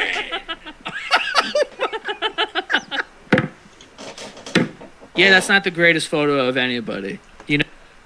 Why would you not tell her you're about to take the photo? Are you just that much of an asshole? Do you just hate your job that much? Are you Randall from Clerks? Everybody who comes in here is way too uptight. This job would be great if it wasn't for the fucking customers. No, it almost looks like you don't have a nose and someone drilled 2 holes right into your face, like straight on, because of the angle. What is wrong with Border Patrol that they think taking a photo from like here, real quick, in motion, is going to do, favors for anybody, Look like I'm high in my ID photo. Honestly, I'm so self-conscious about about my photos that I always end up looking... I hate taking pictures of myself because I always end up looking really... Unless I'm wearing sunglasses in the picture, I always look high. There's that one comedian that has the bit about, I'm not high, this is the way I look all the time. You have to change this photo, not only because that's a crazy photo, and I think that you're probably much better looking than this, but we all have to, this is a thumb, we know that. And I'm not saying that about your actual appearance, I just think they've done you dirty with the angle and everything else, and I've been there, believe me. However, this isn't good for just security reasons, okay? You're going to get to the border, you're going to have global entry, they're going to be like, this isn't you. Get the fuck out of here, okay? We know everything's going on right now, we don't want to get detained because the fucking guy who took the picture was like, yep, here we go, next. But Lauren, my God, that's a rough one. That is a rough one. I hope you're doing all right. All right, our next one is from Aaron. I was 16 or 17 years old. Those are 100% fake diamond earrings. I didn't graduate high school, but I did eventually get my GED. Oh my God, I already know what this dude smells like. Oh, I knew it! Oh. Exactly what you thought, dude. This is exactly what I thought. 16, 17, fake earrings. It's like, oh man. I mean, Dude. Yep. He looks... Bro. He almost looks like somebody that anybody that I would have gone to high school with. And I graduated in 2011, so I'm pretty sure I knew guys who dressed exactly like this. I'm pretty sure I knew guys who looked exactly like this. Fucking t-shirt, by the way. Let's throw the whole thing out. Let's throw everything out in this photo, dude. Oh, wait, hold on. You're telling me that guy didn't graduate high school? What? No way. This guy? I will say this. I'll meet you halfway. Because when I was in high school, I probably would have saw this photo and be like, it's fucking sick. When I was in high school, I'd probably be like, damn, this shit is fire, dude. My sister, talked me out of getting earrings. And that's the blessing that you have of having older siblings who like to bully you, is that this could have been me, but I was saved by my very judgmental sister. So, I was forced out of this path. So at a time, this was cool. Maybe around 2006. Right now, looking back, bad. It's bad, Aaron. The next one is Hannah. Didn't do great on the roller coaster. That looks like Lauren's global entry picture. Context, she's completely passed out. She's passed out? Yeah. Dude, I've never experienced that. I've seen videos of people passing out on roller coasters and their heads just rocking back and forth. I don't know what causes that, but this is a good one. I mean, that just looks like a full sleep. You look like you're in REM, dude. You're going to get off this thing and be like, I had a dream. I was a leprechaun. You're so out of it. I mean, the girl next to you also was grabbing her head like she was hit by something. What's going on? This is a very dangerous roller coaster. With the context that I'm getting, it doesn't look very safe. So, I think it's a blessing, actually, that you fell asleep for that one. I've never fallen asleep on a roller coaster just because I'm too terrified to fall asleep. Because I'm always afraid if I do pass out on a roller coaster. Well, I hate roller coasters because I'm always afraid it's going to turn into the opening of Final Destination 3. If you know, you know. All right, next one is Willow. This is the first day of 7th grade. Let me have it. I know this is going to be bad. Oh! Willow, this is, you know what I mean? Panic at the Disco. Great band, but my God. I mean, I'm not even surprised. Those are some very interesting pants, too. The one solid design for the one leg, and then the the almost like checkerboard style on the other leg. Are those Tommy Lee Jones's pants from Batman Forever? Where he always had the half polish, half really cartoony criminal weirdo look. Ugh. This is the most stereotypical outfit I've ever seen. We already know what she was like in middle school, okay? She dressed like this, and she made cat noises in the hallway, and she chased people on all fours, okay? You can see this person hanging out with her friends, playing hacky sack, and then for some reason they get on all fours and start running around the schoolyard. And you're like, what's going on? But they don't conform. That's what's somehow less cringy of an image than the guy who Naruto runs through the hall. Going on here. This also looks like a bunch of people that I went to middle school with. Like, there's always a group of Panic at the... That's true. I can think of a couple of people that I did go to high school with that dressed exactly like this, who were really big into that type of music. Disco people. I will say this, visionaries, because I love Panic at the Disco, but it took me some time before I can appreciate it. I don't know if I've ever appreciated it in this way. The Beetlejuice pants are outrageous, by the way. I do respect it, but they're outrageous. It's a fit. I will say that this is another thing that I will say. Back then, it's a fit, bro. It's a fit. She's getting it off. She's wearing it. It's like, we can look back and be like, this is bad. But at the time, bro, this is like a, royalty, basically.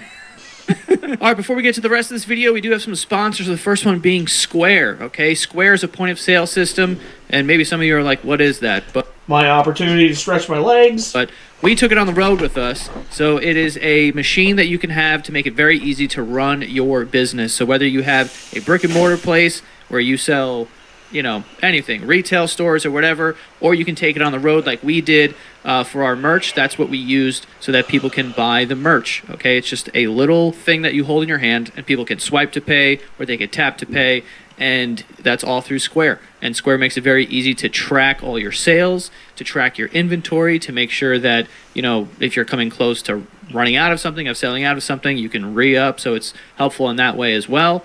And it accepts all major credit cards, so again, it just makes running your business very seamless.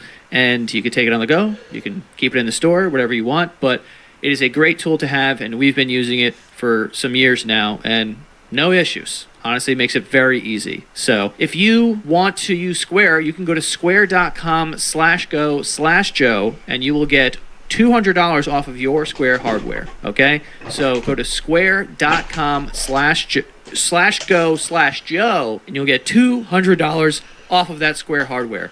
Enjoy. And we also have SeatGeek. SeatGeek is where you're going to go to buy all your tickets. So the nice weather's coming. Maybe you want to go to a baseball game or go to a concert or whatever it is. They got everything up there. They have thousands and thousands of events every single day with tickets available to purchase. So you can go to SeatGeek, go download the app, and it's a lovely interface. They'll let you know if you're paying a good price for a ticket or a bad price for a ticket because they're color-coded, which I like. I like that. I like knowing when I'm getting ripped off or not. So they have that.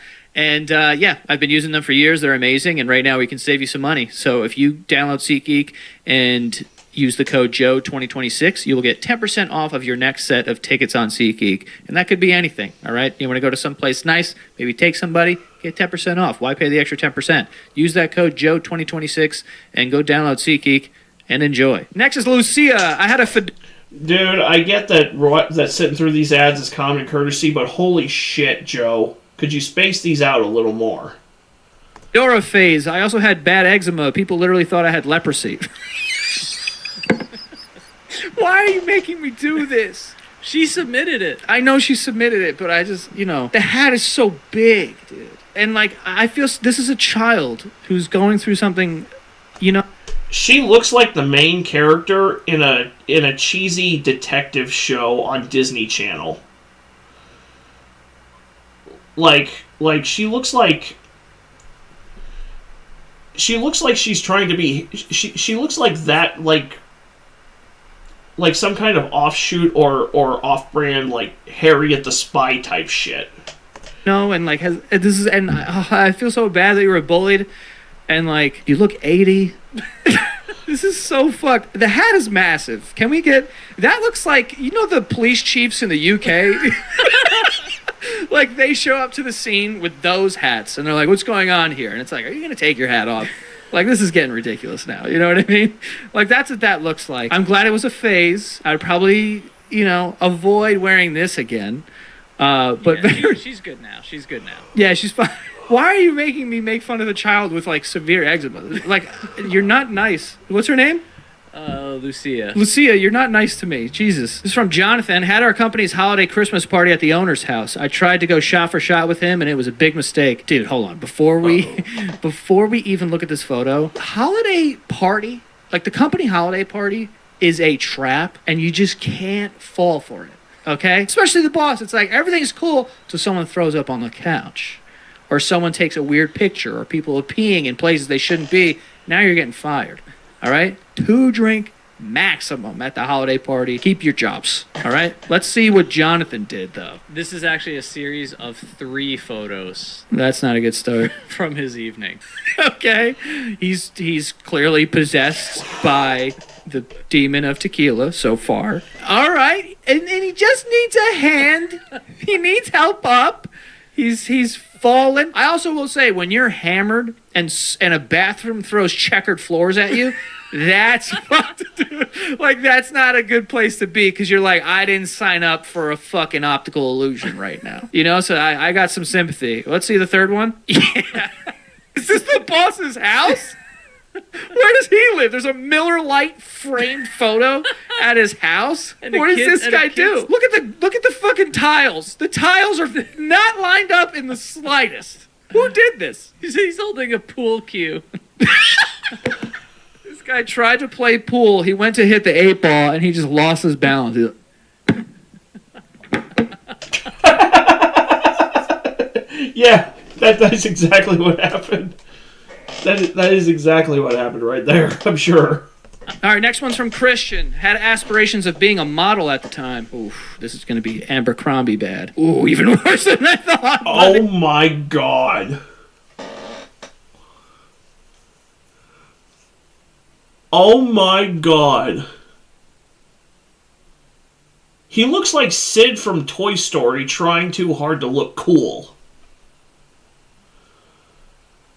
It's like, yeah, dude, I'm gonna have the baggy pants and the big shirt and the leather vest and the cap with the bill on the back and this big chain cross. Dude, I'm gonna look so badass. It's like, well, he had to find something to do after he found out the toys were sentient. Are you on a train? What are you doing, dude? You're on a train and you're wearing a Chris Angel vest? Who is this for? Like, you're trying to model for what company? Are you trying to model for a haunted house? Like, what is this outfit here? He is on a He's auditioning for a Disney Channel sitcom from the mid-90s is what he's auditioning for. Or he's gonna be the guy at the mask front wedgies in the next movie. train. Yeah, it's a train. Oh, it's a legitimate train. Is it moving? How did he even get this photo? I mean, listen, bad fit, just overall not great. I do think that you could be a model, though. I do think you got it. You got a look about you. The fit, though, bro. The fit's bad. Next one's from Maggie. Drunk cig and a gas station hot dog. Oh, my God, dude. Ah! I am just floored by this, to be honest. Hello, Florida woman. Oh my god, and she's wearing an Edward Cullen t-shirt. Oh my god. Shit-faced drunk with an Edward Cullen t-shirt, smoking a cigarette, eating a hot dog. I hope you've got some shorts on. Be honest with you, sitting in the Adirondack with the fucking hot dog aluminum foil just open, hot dog in the middle of my trachea, cigarette about to be obliterated. I mean, this is a fucking unbelievable night you're having. I didn't even know humans could have eyes that big. Like, if I took her eyes out of her head, I feel like they'd be the size of a tennis ball. She is clearly shocked by something. This is incredible. Oh, is that a big gulp also? Empty, by the way. I think so. This just looks like a good summer night, you know? I hope you rip that cig to hell. All right, next is from Aiden. Thought I was cool. Didn't realize someone wrote this on my car. What's it? I eat ass? Yeah, I mean, also that hat, any way you turn it, looks too big. It looks massive. I legit hate when I see people wear their hats like this.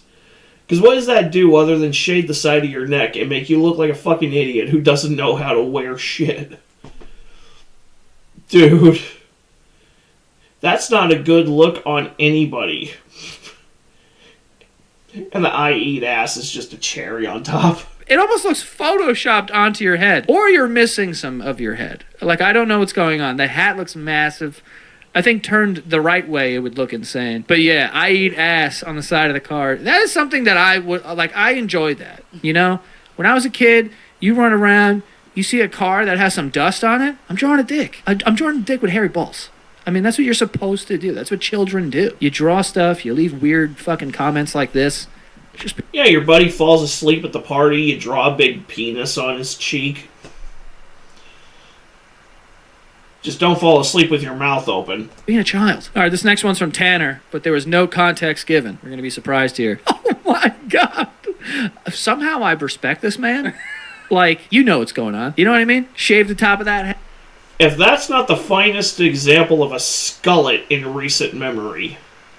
You're letting the sides grow, baby. What is he drinking? Is that just like a gallon of milk or something? I think it's chocolate milk. It's chocolate milk? This guy pulls up somewhere, right? You're at a party. This guy pulls up. This is... Homie's got some riz. With the aviator sunglasses and the chocolate milk and the skullet, and he's just wearing it with pride. Up. Bald head, long sides, a pint of chocolate milk, probably cigarettes. We know that. Are you not being like, that's the most interesting guy I've ever... Oh, there is easily... we can't see it, but there has got to be like a carton of Marlboro Reds somewhere off camera in this photo. I've seen in my entire life. He's a weird freak. He looks like a weird freak, but I want to get to know him and know what's going on in his head. You know what I mean? Also, I love that he like wrote on top of this to hide something. Like what is he wearing? Where he works, maybe. Yeah, like he is hiding something here. So he's got secrets too. This guy's mysterious, dude. Next is from Frank. Yeah. I actually took this photo. I took this photo. This was in the green room at our Boston show. And it was after the show. And the people had got us this cake because we were named People Magazine's Sexiest Podcasters of the Year or whatever. And they had a cake. And on the side of it was this blue icing. And as you can tell by Frank's tongue, very blue.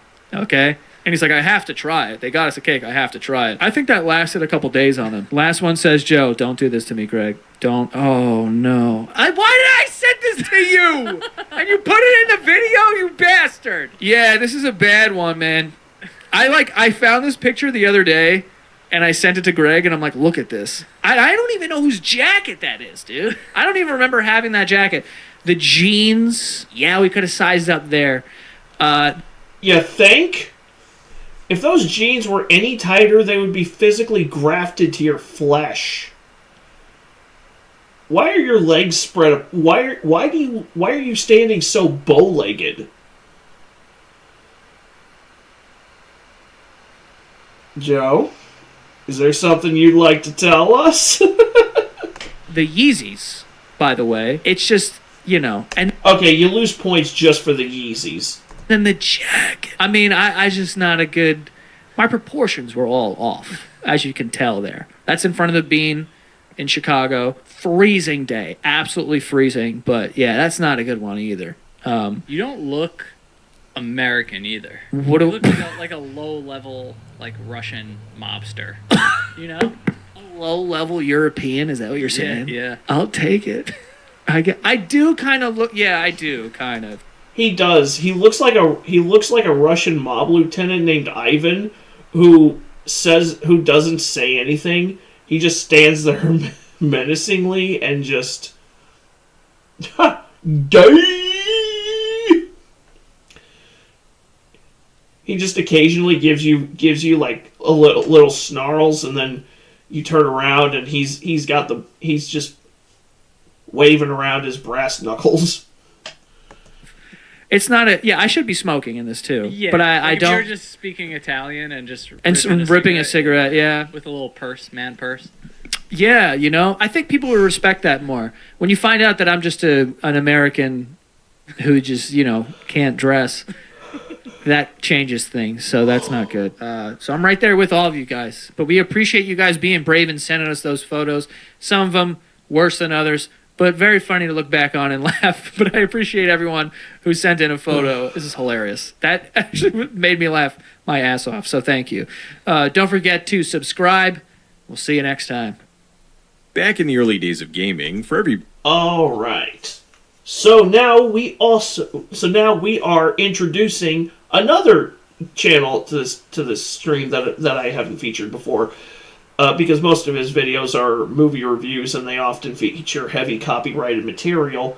But I haven't watched this video yet, so hopefully it doesn't. This is This is 5 forgotten movie licensed video games by Good Bad Flicks. And if you haven't watched any of Good Bad Flicks' videos, he has takes that I agree with. He has takes that I don't agree with. One of those takes that I don't agree with is that he prefers the Mila Jovovich Resident Evil movies over Welcome to Raccoon City. Everybody has a right to be wrong.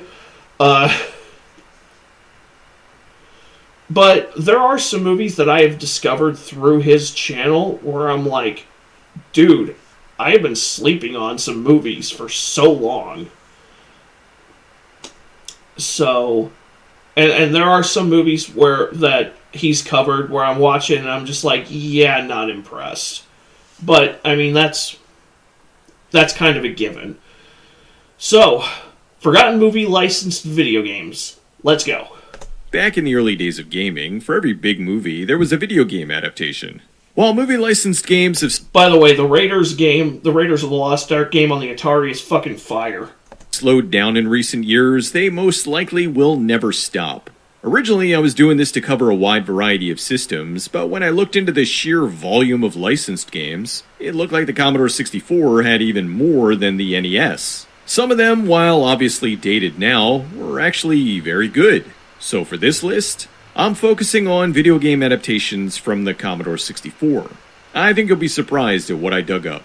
Here's 5 movie licensed games you probably didn't know about. Also, just a note, with my main computer being repaired, I'm doing everything this week on a Surface Pro from 2014. And this is taking me back to the old days.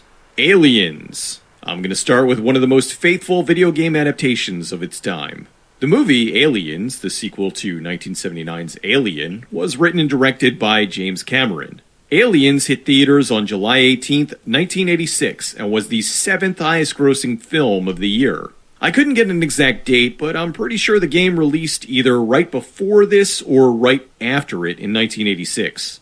Aliens the computer game was released by Activision. The game broke the movie into 6 sections, with each one playing completely different. After a lengthy and pretty impressive series of cutscenes, the first part of the game you actually play is the dropship segment. In this, you fly the dropship on the way down to the surface of the exomoon LV-426. You do this by keeping the dropship within the parameters of this space tube. The music for this segment has been burned into my head for decades.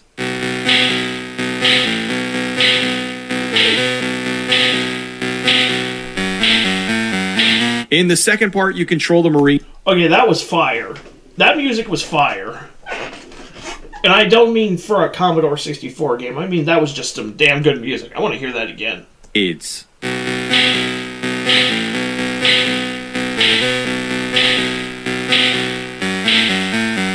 In the second part, you control the Marines as they search the colony.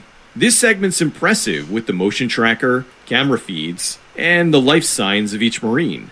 You wander around and try to get the Marines back to the APC alive. The next segment is the one where the aliens are attacking the room that the group has taken shelter in. You have to stand on the right and shoot the aliens on the left as they try to get past you. If they do, they'll kill one of the survivors that are hiding down here. You need to survive with at least one other Marine in order to make it to the next section. This section is an overhead view of the air ducts from much later in the film. You have to make it through the maze while the aliens are trying to kill you.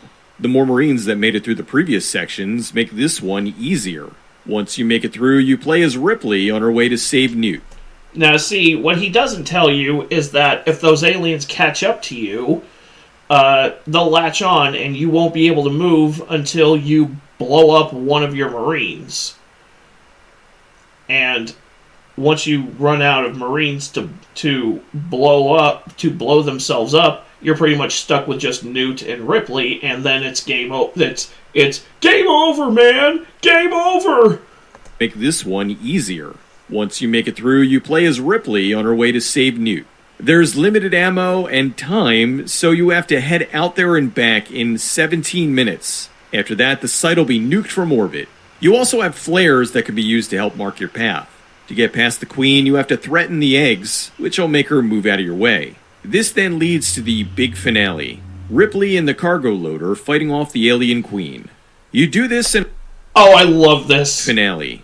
Ripley and the cargo loader fighting off the alien Queen. Oh my god, they actually rendered it in. You know, if that was an NES game, it would have just said, "Get away from her." Kind of like the ending cutscene to Predator for the NES, where instead of saying, "You're one ugly motherfucker," they have Dutch just saying, "You're one ugly beast." Commodore 64, fuck that. Get away from her, you bitch. Just straight up, flat out. God bless it. Queen. You do this in a sorta Punch-Out style game. You smack the Queen around until finally getting her down to the point where you can grab her with the clamps and drop her into space. This leads to the end where Bishop says his classic line. Then Ripley and Newt go into the sleep chambers. It's a ridiculously fleshed out game for a movie license. At the time, most companies really just phoned these games in. They often spent more money acquiring the license than investing into actual development. This felt like a complete experience to pair with the movie. Aliens the game was released on numerous platforms, but the only one I ever played was the Commodore 64 one. Big Trouble in Little China. While Aliens stuck close to the movie, Big Trouble in Little China took a few liberties. Big Trouble in Little China the movie was about a trucker, Jack Burton, who fights off an evil sorcerer in a battle that takes place in and underneath Chinatown. It was released in theaters July 2nd, 1986. Big Trouble in Little China the game was released for the Commodore 64 sometime in 1987 by Electric Dream Software. In the game, you play as three heroes, Jack Burton, Wang Chi, and Egg Shen, who's floating on a cloud for some reason. It's been a while since I've seen the movie, and I'm almost positive that he never did this. He never did. I can tell you flat out, he never flew on a cloud at any point in time. Ugh. Anyway, it's a side-scrolling beat-em-up that's unique because it's going from right to left instead of left to right. The game has 4 levels. The streets of Chinatown, the sewers, because all video games need a sewer level, Lopan's headquarters, and the marriage chamber. So the game does follow the basic sequence of the film. In order to beat the game, you need to switch between all 3 characters in order to take out Lopan and save Kim Cattrall. No ending scene, just game over. Not the most faithful adaptation, but also not the worst. The stages were portions of the film, and it kinda works. It could have been better, though. Nightbreed. In today's... Kason, you and I need to do a Carpenter spotlight one of these days. And I don't mean, like, go through all of his movies, but you and I need to go through... You and I do need to cover some Carpenter, because we've done Halloween, we've done Escape from New York and Escape from L.A. We gotta find some more Carpenter movies to do. Big Trouble in Little China could definitely be on that. Can definitely be up there, because that is a movie that has... That's a movie that had to grow on me over time, because I didn't quite get it the first time I watched it. It kinda works. It could have been better, though. Nightbreed. In today's market, a game based on Nightbreed wouldn't... Okay, I've actually never seen the movie Nightbreed, so... ...wouldn't be that big of a deal. I could see it being some sort of survival horror hybrid. No, Kason, I did not get a notification from you, a live notification from you. I didn't get anything about your channel going live, so the only notification I've gotten from your channel is the finale for your Dead Space playthrough. Wouldn't be that big of a deal. I could see it being some sort of survival horror hybrid. However, in 1990, it was straight up bizarre. Nightbreed was a horror film written and directed by Clive Barker. It was based on his novella Cabal from 1988. The film was notoriously botched by the studio, who made all sorts of cuts to the theatrical version that went against the director's wishes. Anyway, Nightbreed, or Nightbreed the Action Game, was released by Ocean, who made more than a few licensed games. although the subtitle was put on there because there wasn't just one Nightbreed game released in 1990, but two. Nightbreed, the interactive movie, was released right around the same time. There was supposed to be Nightbreed, the RPG, but that was never finished. They really thought this was going to be the next big thing. In the game, you play as Boone, who gets blessed by the Nightbreed god Baphomet, and is able to turn into Cabal. He then travels across several stages, killing monsters to prove that he's not a murderer. Graphically, it's about average for a Commodore 64 game. I love that so many games from this era have the name of the game located somewhere on the screen at all times. That way everybody knows that you're playing whatever. In this case, Nightbreed. I'm gonna cook, you breed. Well, that dialogue sounds like it's from a whole other genre. Boone travels through cemeteries, underground areas, more underground areas, all the while fighting monsters and avoiding traps. In the end, Boone escapes the underground, which is going to be blown up by grenades. Shit, I'm trying to convince myself this domesticated donkey loves me. A domesticated donkey, I love that. There's even a nice little end screen. It's sort of faithful to the movie, although I think an RPG would have captured the game better than a platformer beat-em-up. A shame that that one didn't get released. Suburban Commando. No shot. By the way, Kaysen, we need to feature this movie on Bottom of the Bin at some point. Yes, I know. Let's get this out of the way. I was frozen today! Suburban Commando is a 1991 action comedy directed by Burt Kennedy and starring Hulk Hogan. It's extremely silly, so the cover for the game is also silly. I like how they put Hulk Hogan in small letters and Shep Ramsey in big letters. I think the graphic arts designer got things mixed up. The game was released in 1993, so just a bit late to capitalize on the theatrical release of the movie. It was published by Alternative Software. The game starts off with a Gradius clone. You're flying Shep's ship and shooting asteroids and aliens. Although at the end of the level, you don't fight a boss, you just warp to the next level. Now you are a super deformed Shep Ramsey hopping through the evil General's starship. After platforming your way to the exit, you fight the evil green guy. Shep in the movie is wearing silver, but in the game, he's wearing Hulk Hogan's standard yellow. Dinner time? Hey, fuck yeah. I already got my dinner time out of the way. Did they forget that this was not based on wrestling? Now level 3. After defeating the green guy, you crash on Earth. You start in a disco, which was from the movie. Although in the movie, I don't remember punching birds and picking up coins. Shep fights the bounty hunters on his way to the garage so he can escape. Although before that happens, he has to defeat Super Slider. Now level 4. Shep searches the partially built skyscraper. He wanders around for a while, which leads to the climactic finale where he fights off the general, who transforms into this giant mutant badger thing, which is in the movie.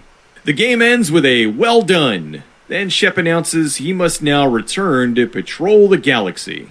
The game very loosely follows the plot of the movie. It's mostly Hulk Hogan bouncing around and punching in locations that are kinda like the movie. Aside from the very basic locations, there really isn't a specific moment where you go, oh wow, I remember this part! The first level is probably the closest to the movie, and it's the worst part of the game. After the first level, the game turns into the standard beat-em-up collectathon. Punch bad guys, get whatever parts you need, and move on to the next stage. It's a pretty bare-bones game, but what would you expect from a game based on a Hulk Hogan movie? I was patiently waiting for the Santa with Muscles game, but that never happened. What? I was patiently waiting. If we can find that on any streaming services come Christmas, we'll have a bottom of the bin Christmas special. Waiting for the Santa with Muscles game, but that never happened. Predator. The movie Predator was a massive hit, released June 12th, 1987. I played the NES game and it fucking sucks. Predator the game, while kinda basic, follows the movie very well. The game was released by Activision. While the NES game was more of a mix of Contra and Turrican, the Commodore 64 version was You'd be better off actually playing Contra. More like what you would expect from a Predator game at the time. It even has a little intro with the Predator ship arriving on Earth. The game opens with all the commandos leaving the helicopter. Then you move very slowly to the right and shoot guerrilla fighters. Apparently, this was originally a game called Gung Ho that was in production long before Predator hit theaters. One of the heads of Activision saw the storyboards for Gung Ho right after they acquired the Predator license. So he requested they make the needed changes to turn that into this.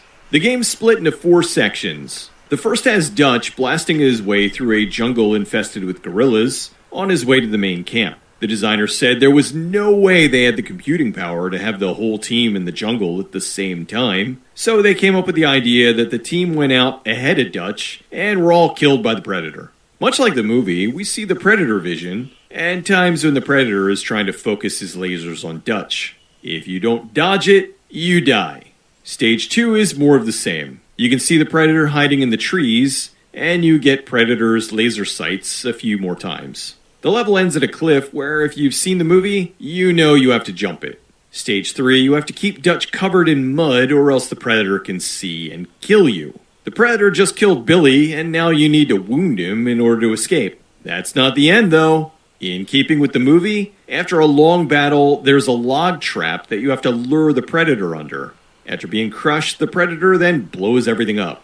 You can then put your name in, and you get a congratulations on defeating the Alien Predator trademark. The game does a terrific job of following the movie as much as possible. It's a much better Predator game than the more recent ones. The character moves slow, but it doesn't feel bad. It just adds to the tension. Really, if the character moved any faster, you could have probably beat it in less than 10 minutes. It's actually fun to play, and while it's not as filled with content as some games are today, it is highly enjoyable. Definitely one of the best licensed games from the time. While Alien vs. Predator 1 and 2 are arguably the best games with Predator, I've seen a lot of people saying that Predator Concrete Jungle for the PS2 was the best solo Predator game. I also enjoyed Predator 2 on the Genesis. If you'd like to see the bonus 6th entry as well as get some awesome perks, please consider joining my Patreon. I hope you guys like this. I really enjoyed digging these up. I discovered there's an overwhelming amount of weird licensed games that I'd like to be able to share in future videos. What are some ones that you enjoy or ones that give you nightmares? Let me know. I hated the Home Alone game on the NES. Thanks for watching, everyone. I'll see you next time. Honestly, the SNES Home Alone game is better. So is the Game Boy one.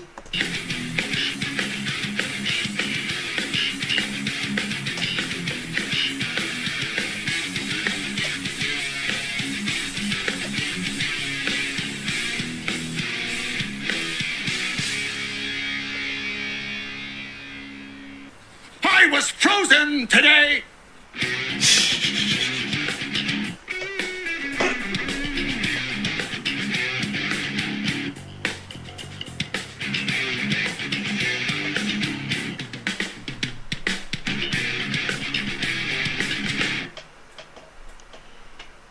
I want to preface... Alright, so now we come to the stream's closer.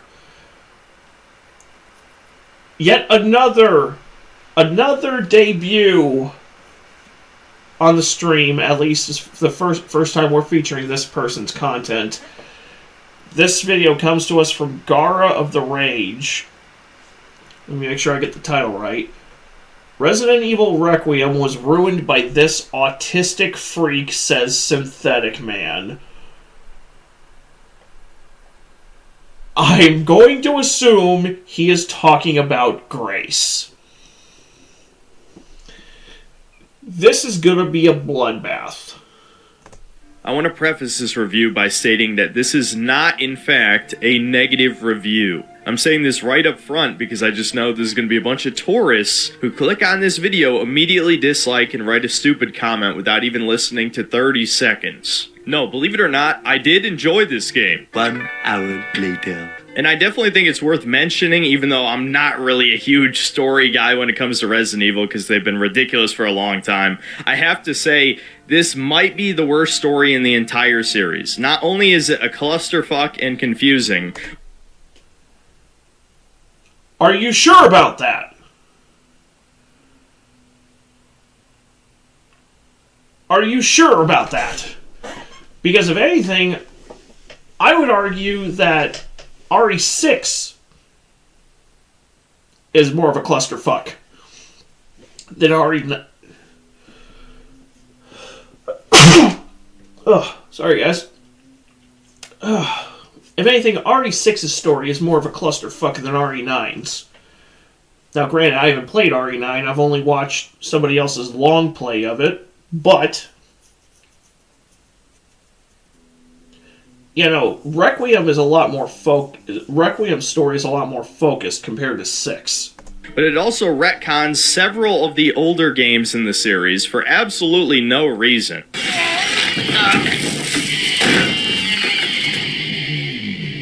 Oh boy.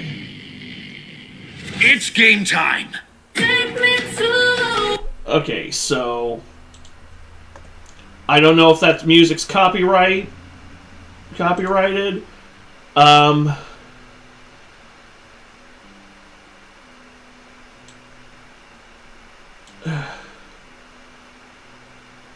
I put a good hour of my lifetime into this review by Synthetic Man on the Resident Evil 9 game, or is it Resident Evil Requiem? I get confused. Whatever you guys want to decide to call it. You can just call it RE9. I don't think anybody gives a shit. But you know exactly what game I'm talking about. And let me tell you something. I watched it all the way through. I watched it from beginning to middle. You have substantially more patience than I do, because every time I hear Synthetic Man's voice, I just want to ram ice picks through my ears. And end, and I caught some interesting takes Synthetic Man had on the game. And I thought to myself, I can make a video out of this, because so many parts in his video I extremely disagree with him on. And you know what? Here we are. So if you want to help me with my sanity, please leave a like and hype up the video, because you know what? That's the only way it gets out into the algorithm these days. I know, it's stupid. I hate asking you guys to do it, but it's the only way to get it done. So without further ado, please make sure to grab yourself a nice little drink and a nice little snack, and we're just going to go ahead and dive right into the content. I think it's important to clarify that creatively bankrupt does not mean bad. Believe it actually does. Just ask Disney and Marvel. RE6 being a clusterfuck is a massive understatement. That's coming from someone who liked it. Dude, same. I can't bring myself to hate RE6. But it is a bloated mess. Believe it or not, I don't even think most Ubisoft games are bad, and most of them are creatively bankrupt.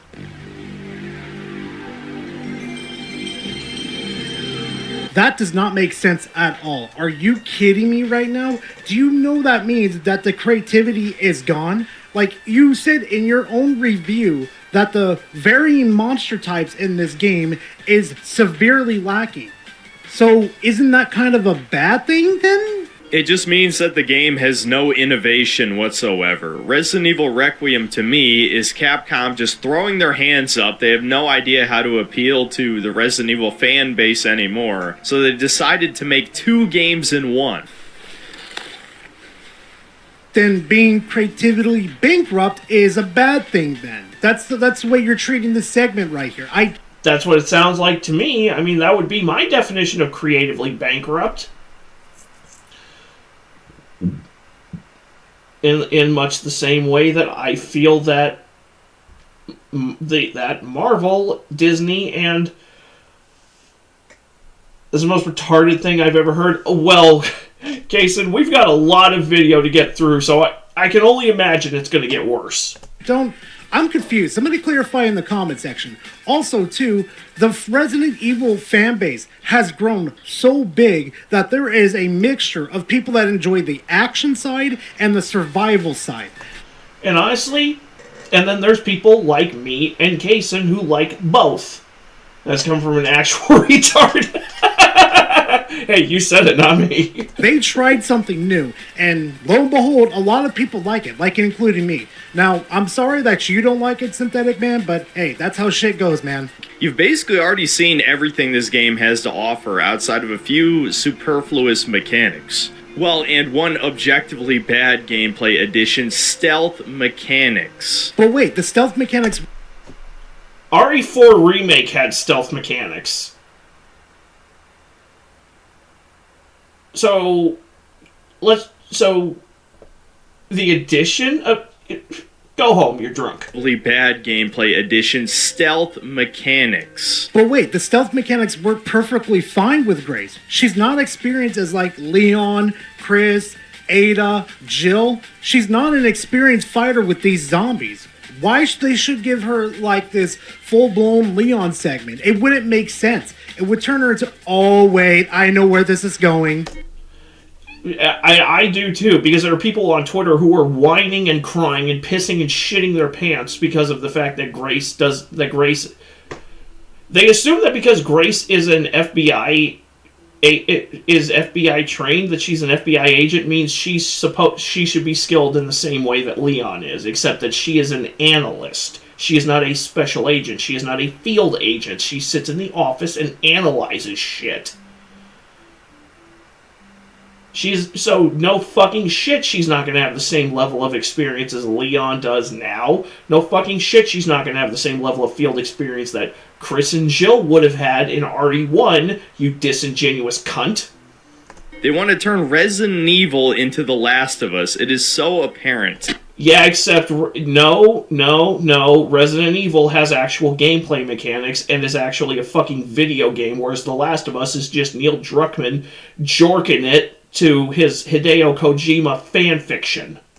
You're pathetically predictable. Like a moth to the flame. For anybody that enjoys The Last of Us or The Last of Us 2, don't take what I'm about to say too serious. This is directly to Synthetic Man. Synthetic Man, it's been 5 years, dude. The last time it's like there's a sequel to The Last of Us series, okay? At this point, the series is practically dead. I mean, come on. The TV series is about to have its season 3 already, versus the video game is not getting its other iteration at all. There's no sign of it. And yeah, the normie tourists, the people who love the Fallout TV show, eat this shit up, absolutely. Are you seriously still upset at the fact that you were wrong on that review of yours and everybody just dogpiled your ass? What a surprise. I take it he didn't like Prime Video's Fallout series. Now, granted, I haven't seen Prime Video's Fallout series. The only reason I would have for watching it is Walton Goggins, who plays the Ghoul, because The Shield is my favorite television drama of all time. Also, how would Capcom be trying to turn Resident Evil into The Last of Us? Resident Evil's always kind of just existed in its own way. I want a costume added based on his gear in Death Island. Bro, his Death Island gear was sick as hell. I mean, the only reason Resident Evil went in a more action-heavy direction is because of the popularity of the Paul W.S. Anderson movies. And I definitely think it's worth mentioning, even though I'm not really a huge story guy when it comes to Resident Evil, because they've been ridiculous for a long time. I have to say, this might be the worst story in the entire series. Not only is it a clusterfuck and confusing, but it also retcons several... It's only confusing if you have an attention span that's shorter than a mealworm's dick in a cold snap. Of the older games in the series for absolutely no reason. Excuse me, what? Okay, some of the retcons that they did in the story, yeah, I kind of agree with you. Like Raccoon City over here. How the fuck is Raccoon City still standing up after sending a missile that is just as devastating as a nuke? It does not make sense why everything around it is still standing, especially the damage a nuke can do. Secondly, the worst story? Oh no. No. Tell me you've never played Resident Evil 6. Tell me you've never played Resident Evil 0. 6 should be immediately... Hey, 0 is 2 compared to 6. Well, no, he said it was on par with a nuke. The missile was is about as devastating as a nuke. But in fairness, yeah, Raccoon City was supposed to have been completely obliterated, wiped off the face of the earth, as in there's nothing left of it. Also, isn't it also don't you just love the fact that there were still zombies hanging around 30 fucking years later? So apparently the connections, or the U.S. government, or whoever sent that missile into Raccoon City, didn't do a very good job. Well, apparently that missile didn't do its fucking job well enough. Unless there were just enough zombies hiding underground that it didn't even matter. But at that point, somebody apparently failed to send a fucking cleanup crew in. Wiped from everybody's memory, and Capcom should go back and remake that whole story because that was absolutely disgusting. God, it felt like Capcom fired the writing team and said, "Here, Michael Bay, have a field day with this one." Oh, and the member berry. It was an interactive Michael Bay movie. Let's just be real. Dude, half this fucking game is member berries. Some of the references are subtle, but some are so on the nose and in your face. It's supposed to be on purpose. It is literally just cheap, shallow fan service. Dude, you're back in Raccoon City. Memorabilia is gonna be fucking everywhere in there. What? Do you expect Raccoon City that's been retconned to absolute death? Is it gonna have memorabilia in it? Hey, remember that picture that Wesker had of a certain character? Remember, I'm not even gonna say it. Fuck it. Let's go on to the next one. The first 30 minutes of this game is essentially an unskippable movie game segment, a glorified walking simulator to establish who Grace Ashcroft is, why she's captured and trapped inside of this crazy hospital. Well, I do agree. That segment right there needs a skip button. But what you don't realize is that actually that's the tutorial area. But again, I still agree with you. We need a skip function for that. Then the pacing goes to complete shit as you're given a Leon tutorial level, which is admittedly much more fun than the walking simulator part. So let me get this straight. You acknowledge that Leon's part right there is actually a tutorial part. But you're not going to give the same courtesy to Grace. You do realize that both the segments are almost in the same length, right? Then, immediately after... Smells like double standard in here! After that, you're back to playing as Grace, and you gotta play a glorified game of hide-and-seek with the girl, this giant mutant creature that is burned by light.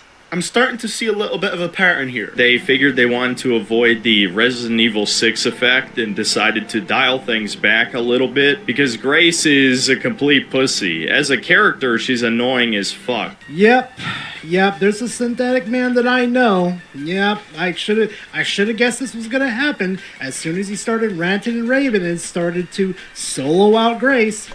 Yeah, for context, Synthetic Man is one of those anti-woke grifters. He's one of those guys who aggressively uses the word, who aggressively applies the label of woke to anything that he doesn't like, robbing the word of any and all meaning.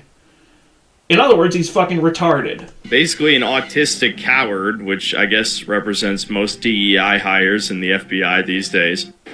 The foolishness of that comment is so deep, I can only ascribe it to higher education. You have to have gone to college to say something that stupid. What do you want her to be? No, seriously, what do you expect this person to be? Apparently he expects Grace to be exactly on par with Jill Valentine, except that Jill was in the army before joining STARS, had undergone special forces training prior to joining STARS, and was probably a seasoned STARS operator prior to the Spencer Mansion incident. One of these things is not like the other. One of these things doesn't belong. One of these things is not like the other. Mommy says I'm special, retarded, or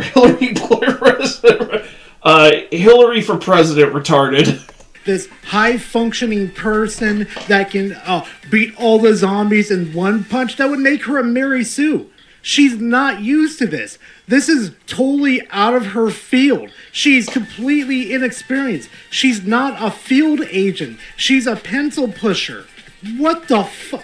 What happened to the logic? There are very few enemy types in this game in general, which, as I've stated many times over the years, I am baffled that normies have no problem doing the same thing. Yeah, Synthetic, I don't think you got room to talk on that one when you're a Dragon Ball Breakers enjoyer. Yeah, you got no room to talk. I'm kind of an anti-parry guy in modern gaming because it's such a common mechanic these days, but I think for Resident Evil, it works weirdly well. Having a way to defend yourself when the enemy's getting close is always good. Defend yourself when the enemy's getting... You parried the Licker's strike. You see an opening where you can bum rush it and hit it with your hatchet. And you just start filling it full of lead instead of saving your ammo? Bro, I haven't even played this game yet, and the opportunity's right there, you fucking idiot. Getting close is always good. So now parrying is good because Leon can use it to defend himself from enemies? Okay. Who's pulling my chain over here? Homie's a Leon Glazer. That's what it is. Somebody's pulling a prank. There's no way in hell this is real. There's no way Synthetic Man legitimately just said that parrying is good in this game. This man has hating the parrying mechanic for years. Listen, I'm just gonna be honest with you, I hate Grace. I think she is the worst Resident Evil protagonist yet, and I'm not joking.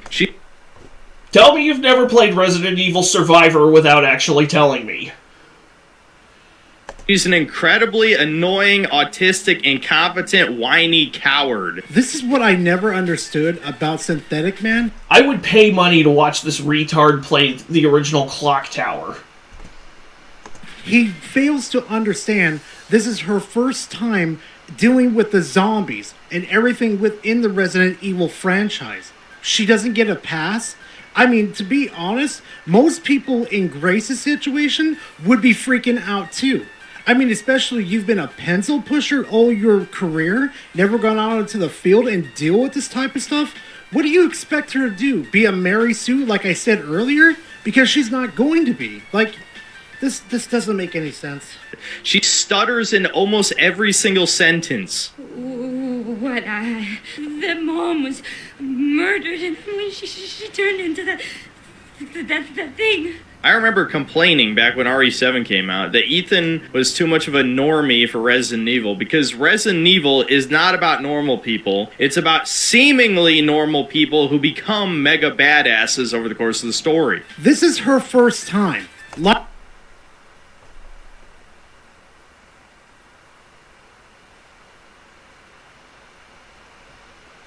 No comment. Like Ethan in Resident Evil 7.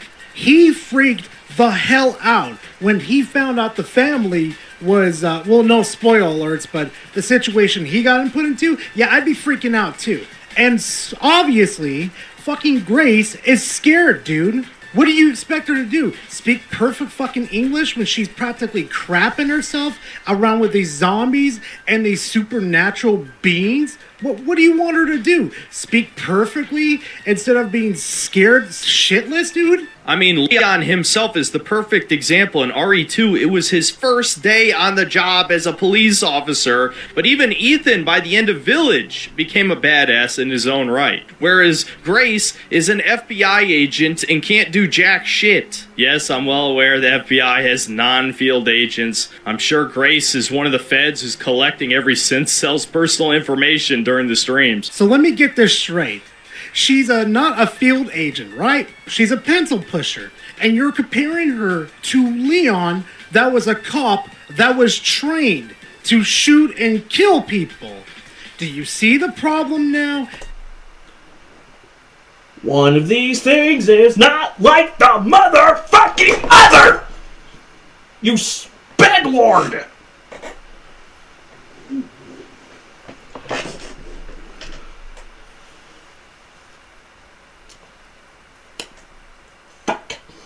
Do you see the glaring issues? You see how stupid your comparison is?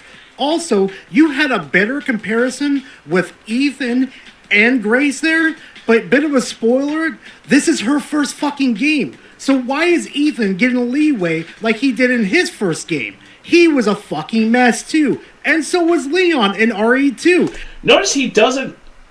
Homie sounded like DSP. Notice he doesn't bring up Claire. Because Claire was just a regular-ass college kid. Claire's only thing was that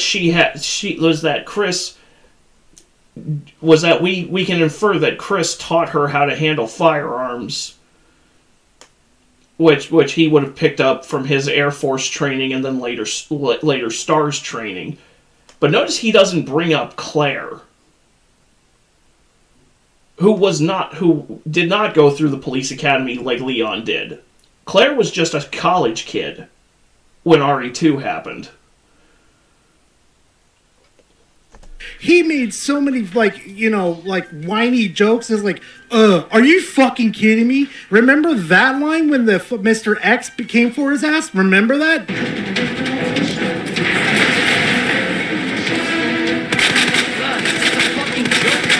I know there's going to be dishonest tards. You're going to say I'm being a hypocrite or have double standards because... You are being a hypocrite. You do have double standards, you disingenuous cuckold. You know, I like Jill or Claire or Rebecca or Ada when those should be girl bosses and woke by my own definition or something stupid like that.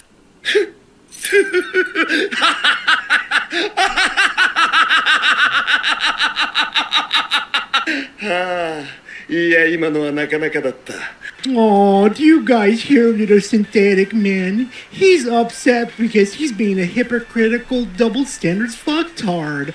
Aw, he must be really upset. Aw, hey, you know what, synthetic man? Maybe you shouldn't set rules that are gonna eventually come back and swim up and bite you in the fucking ass. But it's obvious that these characters were not made to be girl bosses. They were made because the Japanese thought it would be cool and sexy to have this badass woman who survives this horrific zombie outbreak. They were written that way because Shinji Mikami likes badass chicks. And honestly, he is kind of based for that. That's why Resident Evil has such badass women in it. And that's all, well, from the early games. And that is also why Dino Crisis has Regina. And Grace is not a girl boss. Nor does she ever come within danger of becoming one. If you're talking about Ada, sure. But if you're talking about Jill, that text that you put in before, where that she's technically a... Damn, I didn't even catch that. I was not aware Shinji Mikami was involved with Vanquish, actually. Woke character really doesn't fit that narrative. You may want to back that up. None of the Resident Evil girls have ever been obnoxious, except maybe Barry's daughter in Revelations 2 before this. Are you sure?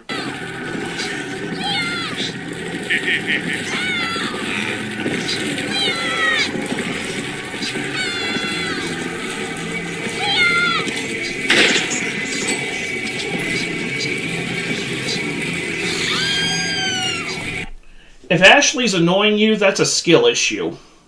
On your part.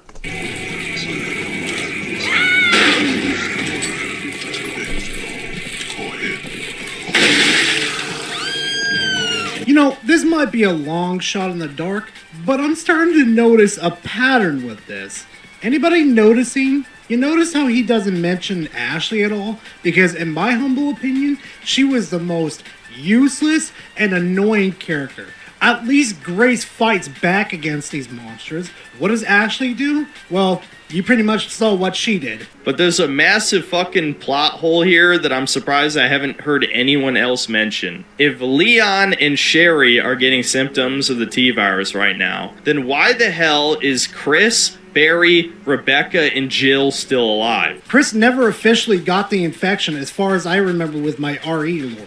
Second, Jill is largely immune to the T-virus because she got infected with the NAT parasite in RE3. Then later on, she got a vaccine which actually helped her develop antibodies.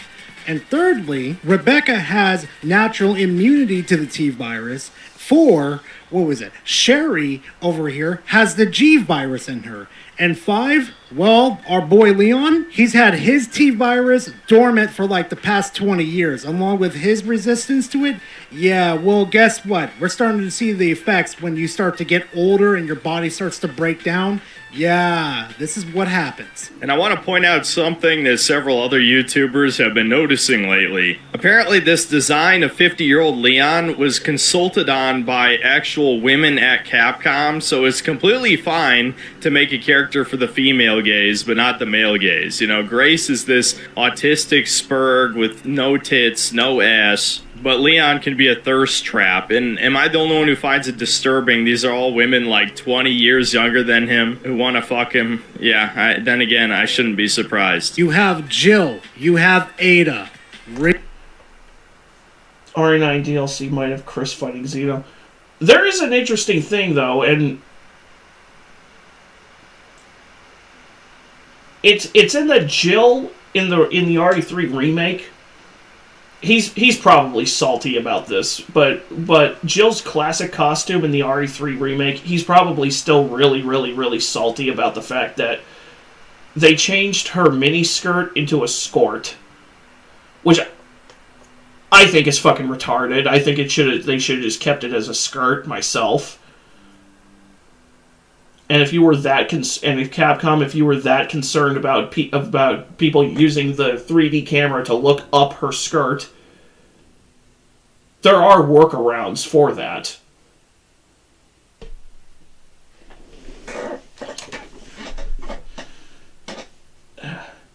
I do like I get the complaint about, oh, why are they allowed to thirst trap Leon, but like, Grace looks fine. She looks fine. She looks like a normal FBI analyst. Really? Are we just gonna completely forget about those characters that got remakes recently? Do we forget about how they look a lot prettier and a lot more fuckable? Yeah, we just conveniently forget about that so we could just dunk on top of Grace again, huh? Comes across anything to bitch about woke shit. Puzzle that she's too dumb to solve because the symbols are in Braille. But there's only 3 different symbols and she has the solution, so she could easily brute force this in just a couple minutes. See, you got a really good point there. Like, if you were in that situation, I'm pretty sure you would be able to figure that out. No problem at all. But here's the thing, though, Synthetic Man. She's in a hostile area where a zombie or weird creatures could pop out at any time. So she's not thinking clearly at all. So the only possible way that she could get through this section is to go get the little girl that could do Braille. Like, what do you expect? Perfection here? The girl shows up and steals Emily away. In the basement, Grace discovers that Emily is completely fine in a cell full of dolls. Now, I think anyone with a functioning brain and pattern recognition skills would be able to infer that the girl is obviously the other little girl in the cell next to Emily's, but Grace is a moron. Come out and say it, Synthetic Man. Just say it with your whole chest right now, that you wanted Grace to be the Mary Sue of the whole fucking video game. But if they made her like that, then he would be bitching about her being a Mary Sue. So Grace Ashcroft is pretty much... Grace Ashcroft's existence in this game is pretty much a Kobayashi Maru for him. It's a no-win scenario. Still better... Welcome to Raccoon City, still a better movie than the Anderson films. Dude, I recently started rewatching the CGI movies. They're interesting. They're interesting side stories, but I really wish they focused more on the horror instead of the action.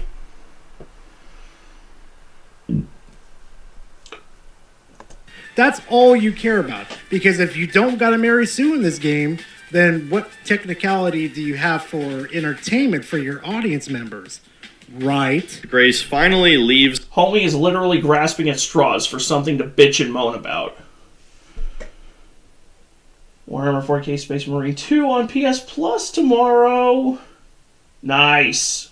the hospital and has to side with a black man. This pilot is the only human black guy in the game that I'm not sure why his skin pigment means anything in the grand scheme of things, but whatever, dude. noticed, and he dies in like 5 minutes. So is Capcom secretly based? I don't know. Yeah, I'm not pulling the pin on that grenade. And then finally, Leon revisits RPD, and he gets PTSD from the events of RE2 Remake specifically. Now, there has been a discussion of some other chud-coded channels that have talked about this as proof that remakes are erasing the original games, because all of Leon's memories are the RE2 Remake version of the events. Now, to me, this is not surprising at all, because Capcom has actually come out and said that they think the remakes completely replace the originals, which is why they haven't put the OG RE games on GOG. Oh, you're telling me a corporation never cared about the original games at first, but then when they get backlash, now they're forced into a situation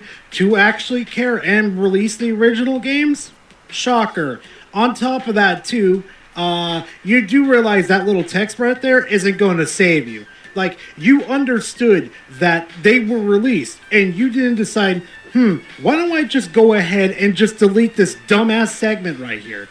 But you kept it in for some odd reason. I'm the type of guy who vastly prefers when Resident Evil is campy and has good one-liners, and Leon in this game has a few, but this PTSD shit does not fit at all. Yes, it does. Because tell me you don't understand Leon's character without actually fucking telling me. The fact that the dude literally volunteered for the RPD because of stars being phased out and Chief Irons replacing them with a whole new urban tactical team.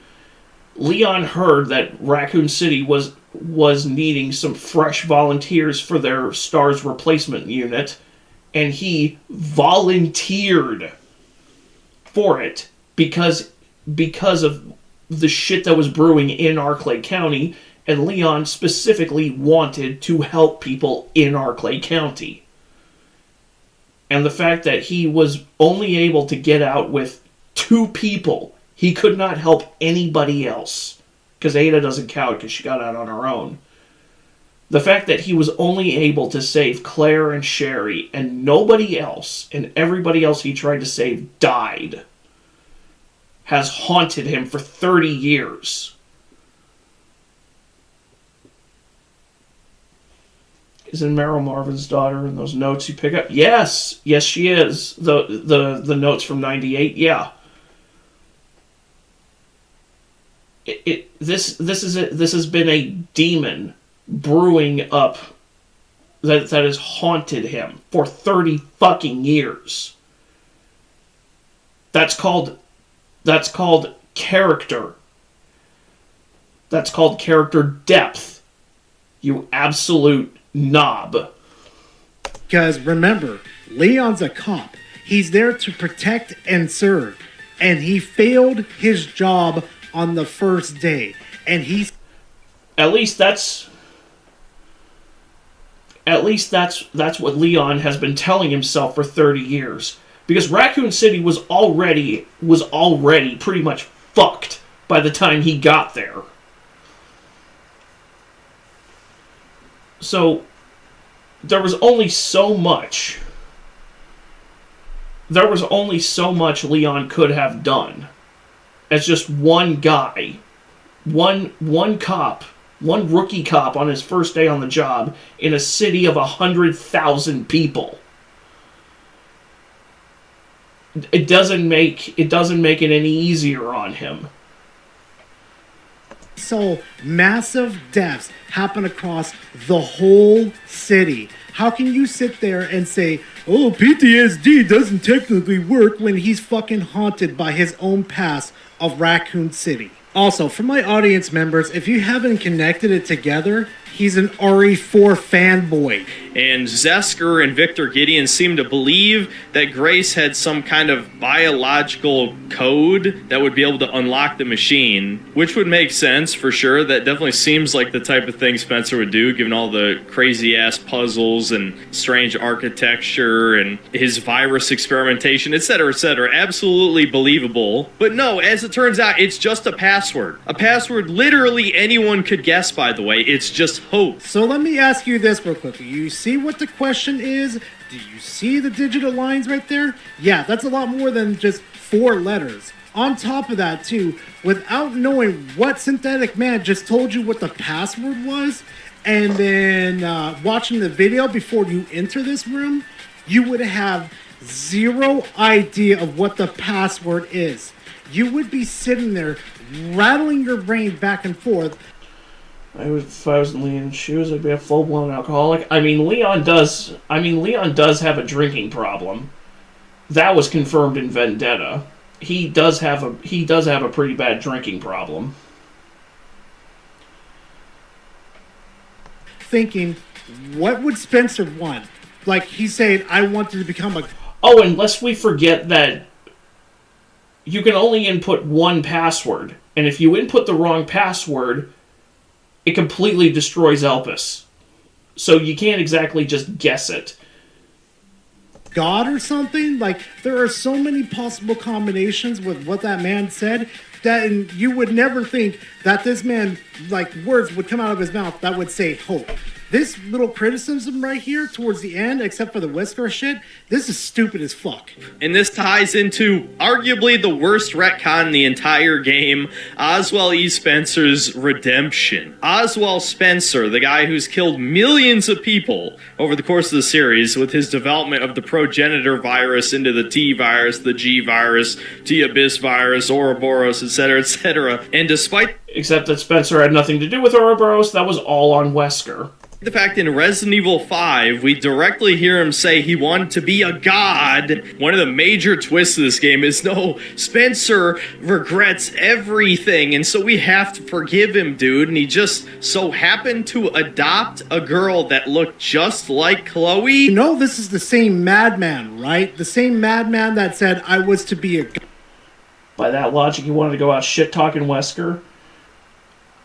I mean, that's how I take it, too. God, and then after, you know, sitting a while by himself, rotting away, probably becoming senile, then he decided to do this. Things happen like this in real life, too. You know, kind of like with Grace over here, how she would react like a normal human being that's... Yeah, because that was the whole... That was part of Spencer's ambition. With the progenitor virus, the T virus, and everything else that followed, he wanted to. He basically wanted to be a god. That was part of the Wesker Children program was, you know, repopulating the Earth with his own offspring, the Wesker Children. And by the time Wesker finds him, he's pretty much on his last legs. So he's got nothing to lose. He's got nothing to gain. All he has is a cold, empty mansion and his own creation staring back at him. But you being able to understand that would require you to be capable of reading nuance, which you fucking can't. What does it... Hey, Synthetic Man, what does it say about you when the guy with autism thinks you're fucking retarded? Not used to these type of stressed environments with these things that want to obviously kill her. Right. Grace just remembers a password to a machine. That is her entire purpose as a human being, is to remember a password. I'm not making this up. And dude, get it? It ties into the subtitle. Requiem, right? Oh, haha. And visiting Raccoon City again, that's a Requiem too. No, this is fucking idiotic. And it teaches the worst possible lesson. That you can indirectly kill millions of people. You can torture children. But if you feel bad about it, and you create a universal cure for the viruses, and you adopt a normal girl, then it's all fine. I want you to name one character or one NPC that went up to Spencer and forgave him for everything that he did. No, please, go right ahead. Name one character. Because even the lady that was interviewing her, freaking Grace's mom, basically, or I think her name's Ashley. I can't remember right. Alyssa. Chris had to sacrifice himself to the void for that burn. And I do it again in a heartbeat. Refresh my memory. Did she ever, forgive him for everything he did? No? She even, said in her file report that he still seemed like he had no remorse? It's almost like he made Elpis for a good reason to, cut off the control that the connections were going to obviously have over the human race. So this was, the biggest last... Fuck you, motherfuckers. I was going to be a god, but now you guys aren't going to fucking control him? Yeah, if I can't be a god, neither can you. So Spencer is mocking the connections from beyond the grave. And honestly, God bless him for it. Do you not realize spitefulness that fucking Spencer had? I mean, it wasn't totally obvious that Wesker was working with the connection, right? They bring back Sherry Birkin for an incredibly questionable reason that I'll get to in a second, debating about, is that it's heavily implied that Leon and Sherry are married, which... No, it fucking isn't! The game never tells you who Leon is married to, never tells you if Sherry is actually married to anybody, because she's not wearing that ring on her fucking ring finger, number one. Number two, Sherry is at least 9 years younger than Leon. If anything, Leon and Sherry have more of a brother-sister relationship.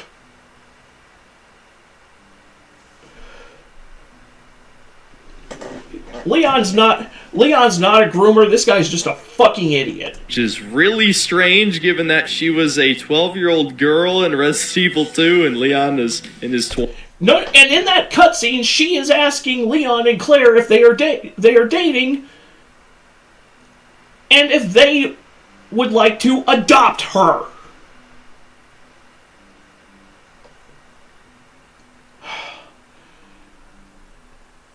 Probably more fatherly than brotherly. Well, that too. There is no way Leon and Sherry are married, and anybody who's trying to say otherwise is a fucking creep, including you, synthetic man. 20s, Ada Cucks keep losing. It's a shout out to all the people like Synthetic Man over here thinks that Leon married Sherry. Here's a bit of a spoiler on this one. If you actually look carefully at the hands, you see Leon's hand over here? Yeah, his index finger, well, not his index finger, but his ring finger. Yeah, his ring is on his ring finger. But if you look at Sherry's, though, her right hand has a ring on her pinky. So meaning she's not technically married. She may have a purity ring. So where this fucking random theory came about that Leon married Sherry, y'all need to get some help. Y'all need to pay attention a little bit closer. Weird ass shippers that never leave Reddit. That's where it originated, probably. Because you want to know how it's her right hand? Look at the knuckles on top of her hand. It's literally on her right hand. But Gora, it may be hurting Sherry, but Sherry never made the comment that the fucking virus was hurting her in the first place. So it wouldn't make sense for her to have her ring on her right hand unless it's a purity ring. I mean, come on, guys. Even in the remakes, it literally hints heavily at who it is. Don't believe me? Here's the developer even confirming it himself. And I already know who it is. It is the most obvious thing as who it is. You know what, fam? I'm done. I'm done with Synthetic Man. Done with these crazy little theories everybody comes up with because Leon supposedly got married and stuff. Like, come on, guys. You know what? I'm done. I'm not going to rant and rave about it anymore. I appreciate you guys coming to watch this video. It's like, almost like 3 in the morning for me? Yeah, you know what? It's worth it. So you know what, guys?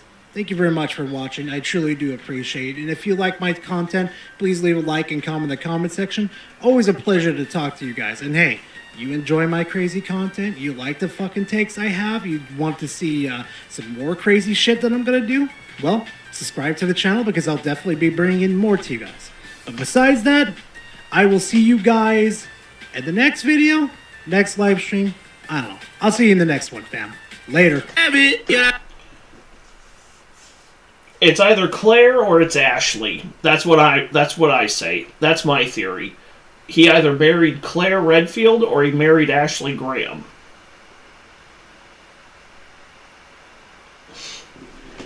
I doubt he would have married Hunnigan, but that's just me. Or maybe it's just some... I would say maybe it's just some random-ass woman, but... Ada shippers in 3, 2... Leon and Ada in a committed relationship like that would never happen. I don't know why there are people who say it would. Ada is absolutely not the picket fence in the suburbs type.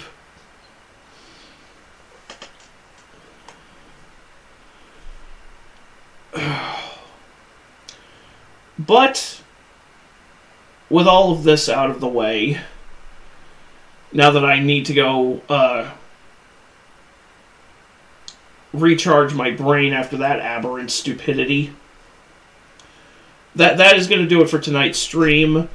Kason, you and I are going to be doing our bottom of the bin stream on Thursday because Mom is off on Friday, which means she and I are gonna have some things to do. Probably go see a movie. We're probably gonna go see Project Hail Mary.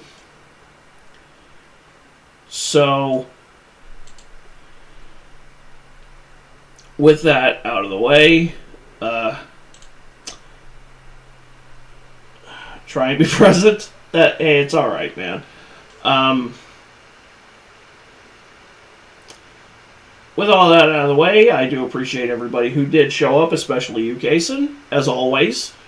Thank you guys very much for watching, and I will catch you in the next stream. I'm still trying to figure out my next playthrough, and I have one idea of what I could be doing. I'll just kind of figure it out when I get around to it. But later!